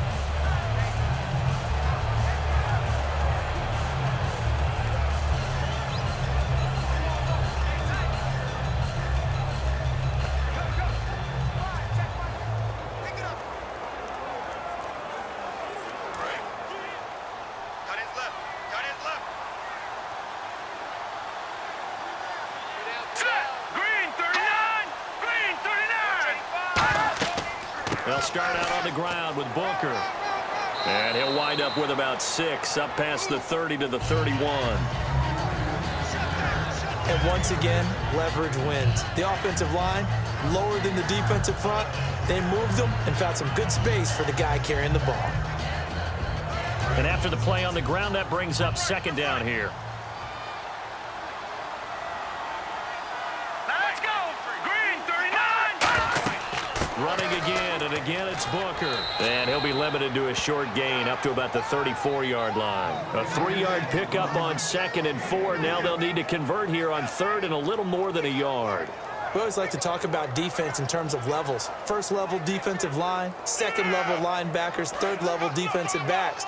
On that run, that was what we call a 1st level run, and it was stopped by a 2nd level player.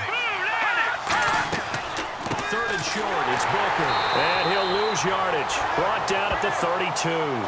Losing 2 yards that time, and now it's 4th down. When you're putting together a formula for winning defense, it's exactly what we're seeing in this game. Controlling the line of scrimmage, attacking, and changing everything so that now they're playing in the offense's backfield. They're playing an excellent game. Here's Riley Dixon now, as he'll come on for his 5th kick of the night.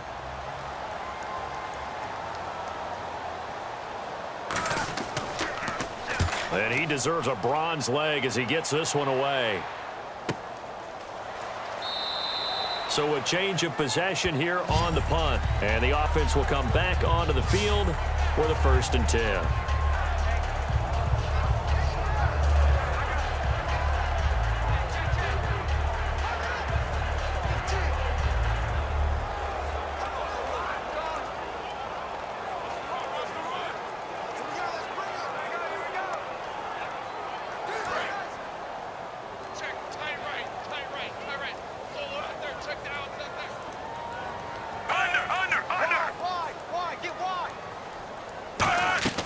They'll run it now out of the gun. And not much there. Maybe a yard up to the 24. Couple of Broncos there in on the tackle. You know that old expression, it's not my night? It hasn't been his so far. I don't know if the legs are a little bit heavy. Sometimes having to hang out all day and play doesn't exactly play to your advantage, but it's been a tough go for him. And every time he looks up, somebody's there defensively. That was the same case on that play.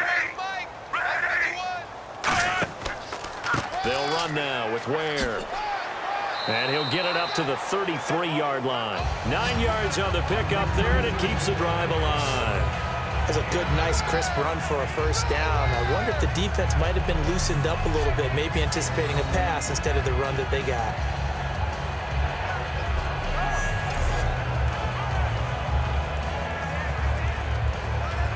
And a new set of downs here after picking up the 1st on the ground.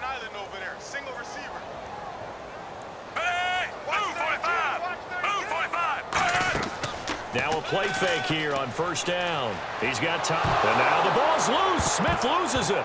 It's picked up by the Broncos. So they will set up shop. Excellent field position in the red zone at the 19-yard line. So the defense there, opportunistic. It's nice to give them credit, isn't it? Because so many times it's more a matter of what the offensive guy didn't do. He didn't secure the ball, didn't cover up. In this case, let's just give credit to where it belongs. Knocked it free, made a big play.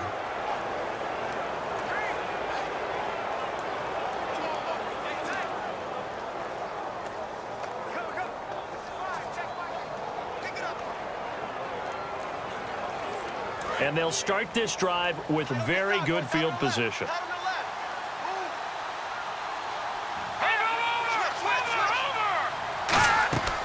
Booker on 1st down. And good downhill running. He's got 6 yards down to the 13. That was a good run, and it got to the 2nd level. And what I mean by that is that's where the linebackers usually play. 1st level being the defensive front, last level being the secondary. But if the strong safety position end up making the tackle, and oftentimes we call them a hybrid. Combination defensive back, combination linebacker. We saw the linebacker make the stop. Right back to Booker. And this play goes nowhere. Losing yardage back to the 15. He lost 2 there, and it's 3rd down. And that play was vintage Derek Johnson. Made a play in the backfield. In college, he did as an outside linebacker. Used speed to get to the backfield. Now, a bulked-up, inseparable Pro Bowls on his resume.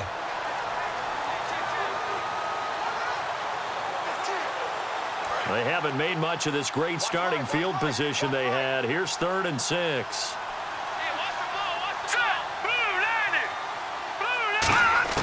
Throwing on 3rd down, Simeon completes it to Norwood. And he will have the 1st down inside the 10 to the 9-yard line. The 6 yards on the pickup, and it leaves him with a 1st and goal. Partner, nothing complicated here. This is just a pretty simple drag route. You're exactly right, Brandon. Instead of throwing it downfield, they just throw it underneath and let the receiver do the work.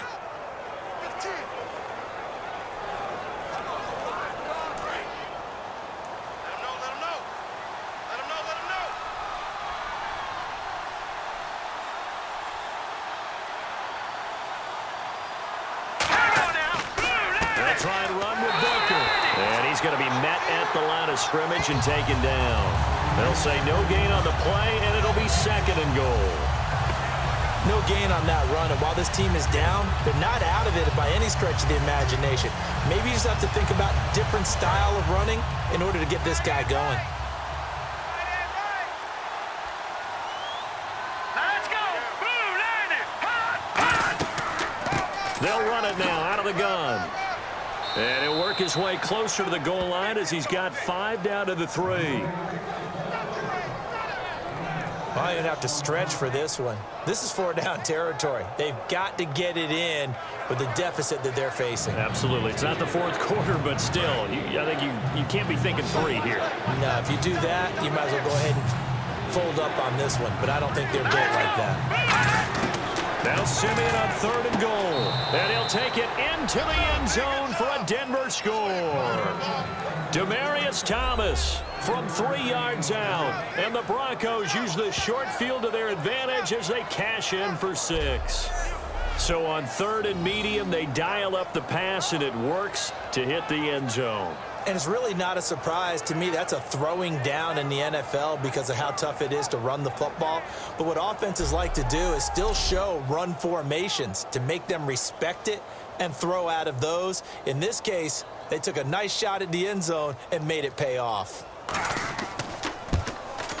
And it's 17-7.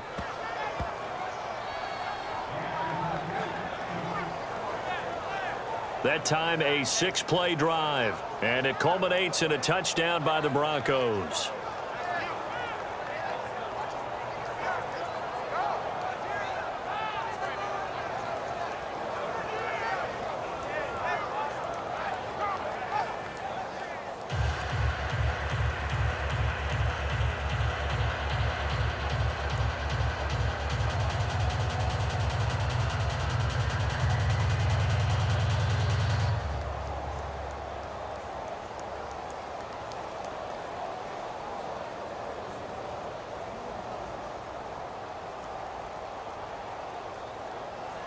After the touchdown, here's McManus now to kick it away.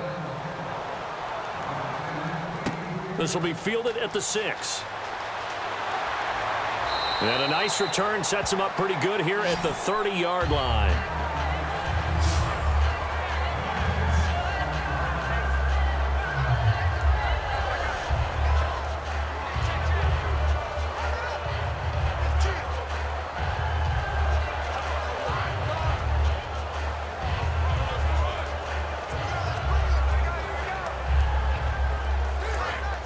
And on the outside, they're playing press coverage. They come out with 1 back and 3 tight ends. Now a 1st down throw. It's Smith. Harris has it over the middle. The completion good for 3, and it's 2nd down. And there's another completion to the tight end. And let's face it, it is hard to overthrow a 6'6" target. It is indeed. Quarterbacks like their speed guys. They like that huge 6'6" target that they've got in him. They really do, and it reminds me of what one great tight end told me once. He told his quarterback, just make sure you throw it up there, you know, kind of like put up on the top shelf where the kids can't get it. Now Smith. He's got a man wide open. It's Macklin. And able to get this one across the 45 before he's brought down. One of the feature points of the in route is being able to make a nice throw to the middle part of the field. And for a quarterback, that's one of the better throws and better looks that he'll get. But he has to be careful not to wait too long and let his receiver wander into some tough territory. If he's late with the ball, he can get his receiver hit and hit hard.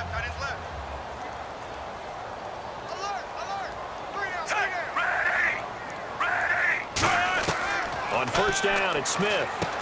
Throws a quick hitter on the slant. That's complete. And all the way in for a Kansas City touchdown. Chris Conley, 51 yards. And the Chiefs are able to grow their lead. And nothing too crazy there. A quick slant, and then he just had a seam. He found a seam. And when you hit it on the run like that, and I mean the pass right to the receiver who's already in motion and moving, sometimes he just takes and runs away from everyone else. And he ran it into the end zone. And the defense, they've got to adjust there quickly. That's tough on them. That's really tough because everything was executed well. Ball was out of his hands quickly into the hands of the receiver, and then he was gone. So both teams trade touchdowns in the third as we're through 3 quarters of play. We'll return with more after this break. You're watching the NFL on EA Sports. We're back now in KC. It's the Chiefs with the lead and the football here as we get set for quarter number 4.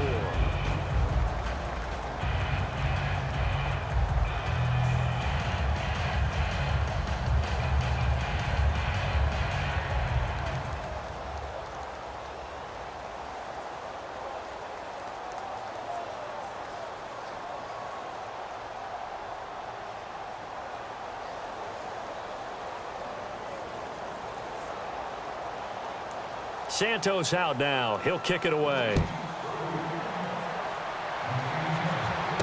This is taken at the 3. And he'll be brought down at the 23, make it the 24-yard line.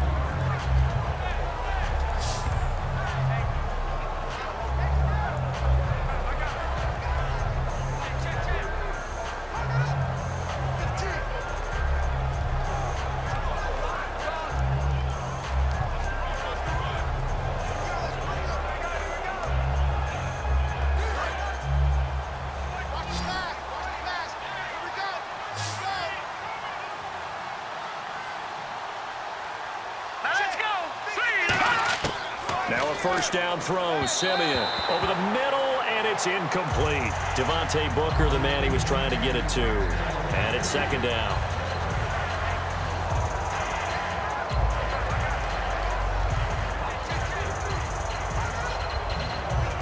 So the incomplete pass brings up second down.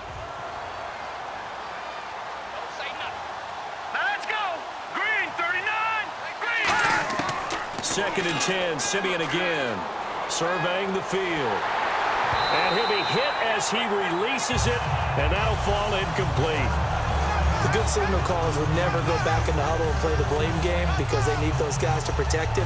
But on that last one, his offensive line, they lost their leverage very quickly, and that's why they were able to get to him and hit him as he tried to throw the football and force an incompletion. And an extra DB here for the Chiefs on third down. Pass situation. From the gun on third, Simeon. Throwing right side, that's complete. Demaryius Thomas. The completion good for only 6, and that'll bring up 4th. So much about this game is just understanding situations and then having to execute, isn't it? Guard the first down sticks. Don't let them get there. And they rallied and made the tackle. Here's Riley Dixon now, as he'll come on to kick for a 6th time tonight.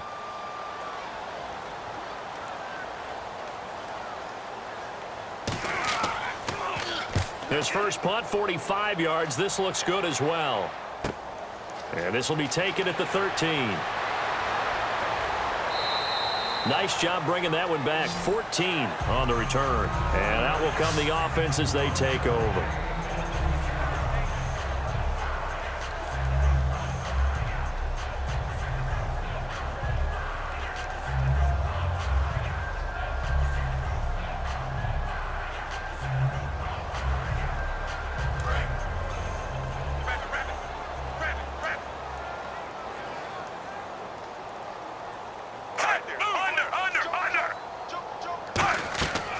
They start on the ground with West. And they get him down, but not before he takes it across the 40-yard line. And a nice carry there of 15 yards. Well, I'd say that run's pretty emblematic of what we've seen all day long. No matter what they've done on offense, this offensive line has controlled the line of scrimmage, given them time to throw it, run it, do whatever they wanted. That's why there are points up on the board. And right now, the psyche of the offense, we're in control, and we can do whatever we feel like doing out here on the field. So the run moves the chains, and here we go on first down.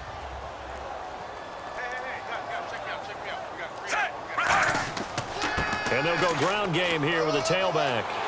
And he'll be taken down, but not before he gets into enemy territory. Give him 11 on the game there. Good enough for a Kansas City first down.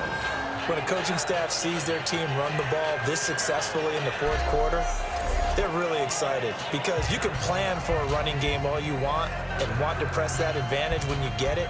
But for the most part, it's a little bit of a surprise. And right now, they've got to keep that going, want to continue to grind out the clock because it's definitely in their favor at this stage of the game. Can they close the game out and continue to do exactly what we just saw there, and that's run the football. Officially no gain on the play, and it's second down.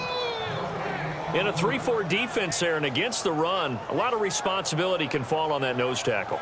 A ton of responsibility, no pun intended, because they've got to deal with not just the center, both guards, and a lot of times they have to eat up double teams in order to let the rest of the guys get to the football. But how about that play? He not only did he eat up the double team, he ate up the ball carrier as well. I was going to say, talking about puns, you said eat up the double team. They complete it to Hill. That one good for the completion percentage, but no gain. It'll be third down. Well, the stats that matter on this play don't help a team very much unless, of course, you're playing defense. If you're getting points per reception, you got a reception, but no yardage. Great job by the defense, though. They read through that one. They read through it, gave up no yardage, and people got credit for tackles. Pretty good deal.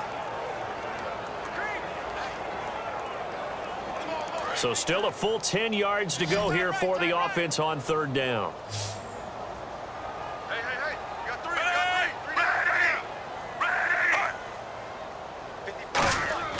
Throwing on third down, Smith. And incomplete. He had nowhere to throw, so he just tossed it away. But that brings up fourth.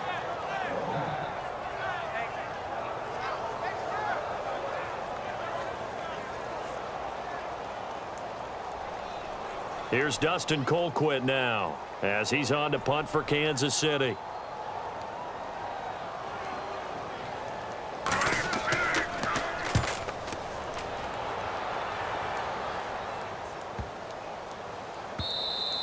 And this one hits at the 3 and then bounds into the end zone for a touchback.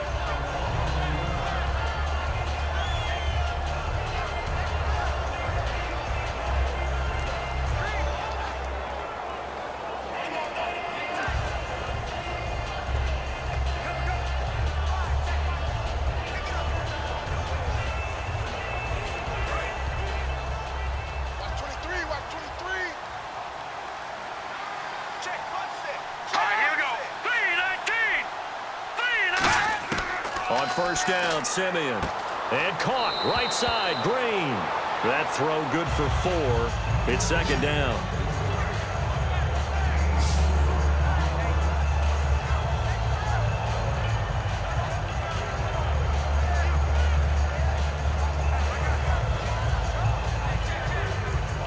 Six yards to go here on second down.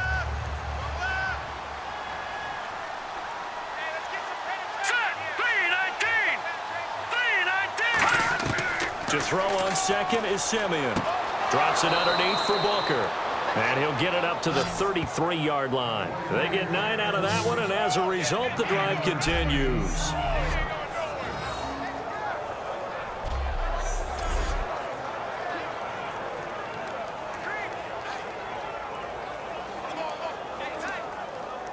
So here we go, 1st and 10 now.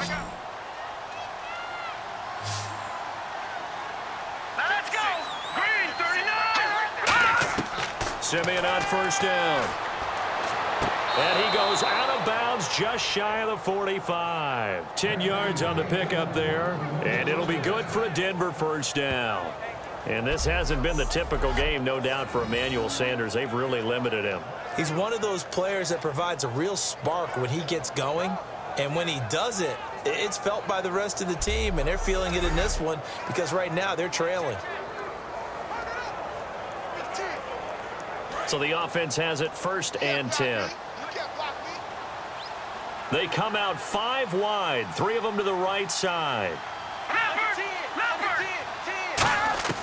Now a first down throw, Simeon looking for his running back, and he's got him. And he's able to get this one down to the 40-yard line. That one good for 16, and the drive will continue. Quick pass play there on the slant, Charles. Works out well for the offense. The offense loves it. The defender hates it. Hard to get through the body of the receiver to get to the football trying to cover a slant.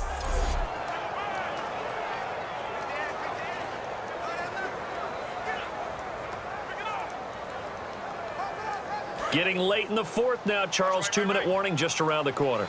Yeah, some teams just want to get to that spot, take a breath, and then come out and attack for the rest of the game. Time for a break. We're back to finish this one off after this.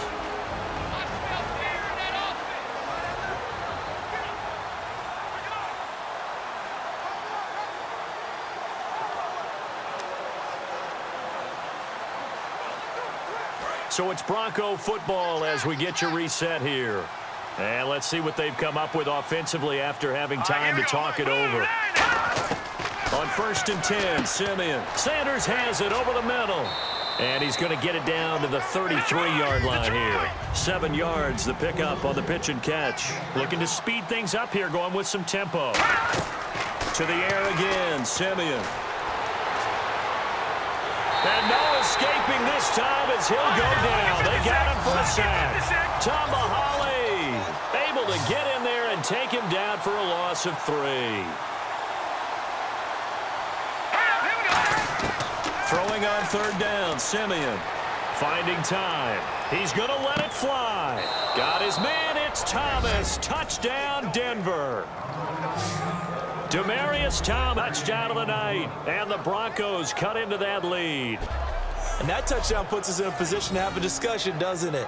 Now it'll be a 2-score game after the conversion. Yeah, I mean, there's no doubt with a 2-score game they're going to have to onside kick it. We'll just see if they've got a miracle up their sleeve. And you wonder what onside kicks they're going to use and in what sequence if they hope to have a chance to win this game. Now McManus to tack on the extra point. It's up and good, so they claw back into it. 24-14 now.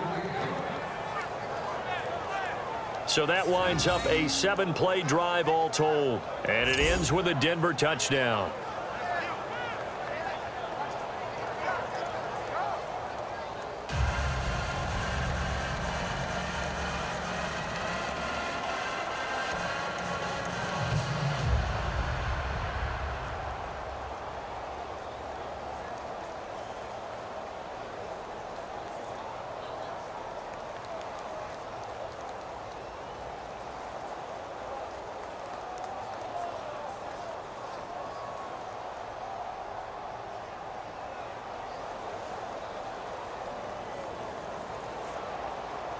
So 2 scores down. Time definitely not an ally, but here comes the onside kick. Well, that certainly makes things more interesting. You get the score, then you get the onside kick. A little uphill battle still, but a start. It's not mission accomplished, but the plan is working. They are in a great spot right now, and the best part, they put the defense right back out on the field after having already scored. Yeah, they've got the momentum here now.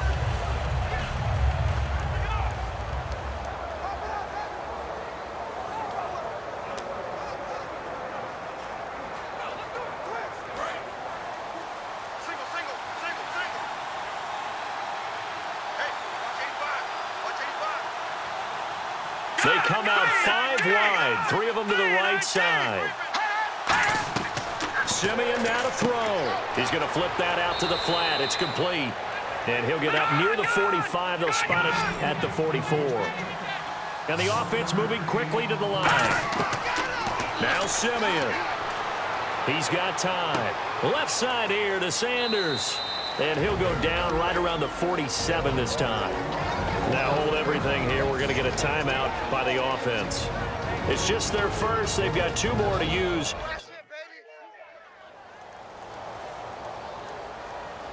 And welcome back. The offensive unit, they took the timeout. And now they get set to line up as we resume action.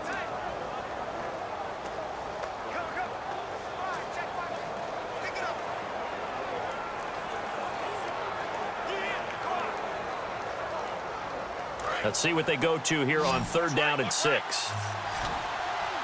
It's a 5-receiver set. 3 to the left, 2 to the right. Now it's Simeon. He's got time in the pocket. And Latimer's got it. And he's got the first down yardage before he's brought down at the 42. Give him 12 yards on that one. It earns him a fresh set of downs. And they're going to hurry back to the line now. Now it's Simeon surveying the field. And he gets it complete to Latimer. That throw good for 4.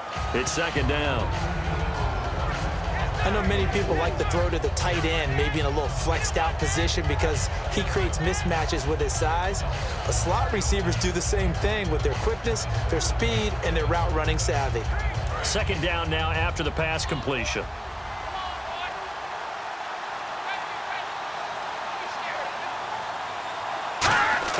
Simeon completes it to Norwood. And they're able to get this one past the 30 down to the 25. Now whistles come in. We're going to get a timeout here by the offense. That'll leave them with just one remaining in this fourth quarter of play.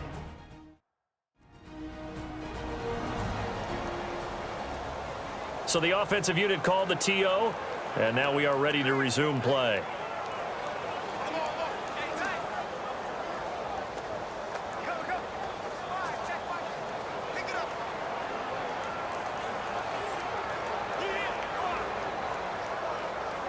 Offense comes to the line now, 1st and 10. Here we go now. 3-19. On 1st down, Simeon. And that incompletion breaks a string of 5 straight connections. And it's second down.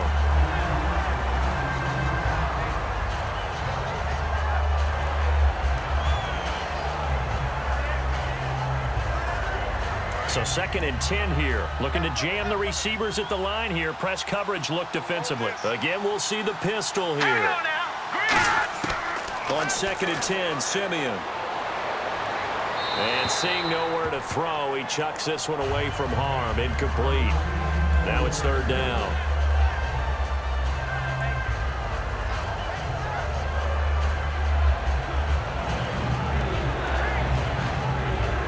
Here comes the 7th play now of this drive as this is 3rd and 10. All right, here we go. Blue 90. Simeon now to throw. And this is intercepted, and that should do it. Picked off by the free safety, Eric Berry. And the return just out across the 15 to the 16-yard line. Obviously disappointing, but you had to go for broke here, down 2 scores. So that forced you to make some throws you definitely wouldn't want to make. And I think this interception is going to pretty much write an end to this one.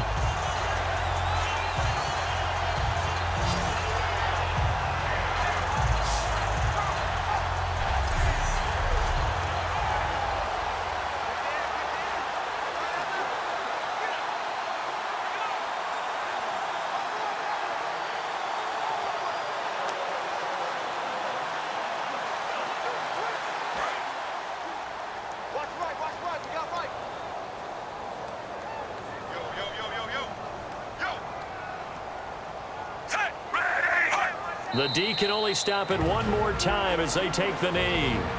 Now hang on here. Timeout called by the defense. That'll be their 3rd and final stoppage here as we step aside. So a defensive timeout, chance to regather, regroup, and get set as we resume action.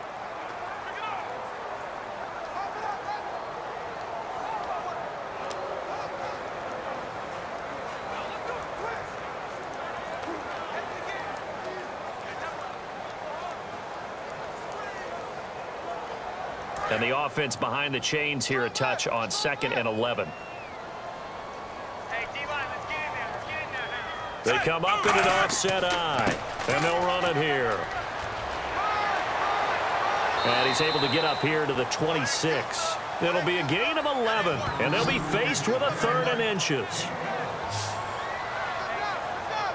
And, Charles, I think when the schedule comes out, all teams, no matter where they're predicted to finish, talk about protecting your home turf. They were able to do that here in this one. Similar to a tennis match, right? Not letting them break your serve. That way you hold on to it.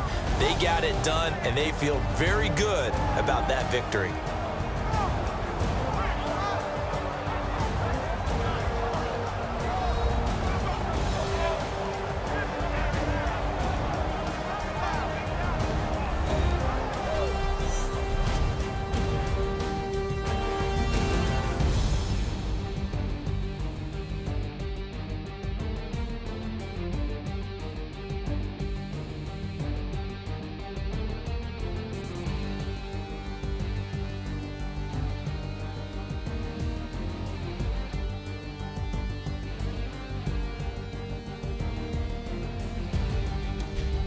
So that's a wrap. For Charles Davis, I'm Brandon Gunn.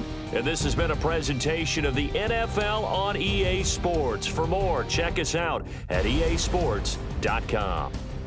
The Chiefs victorious here as we say so long from Arrowhead.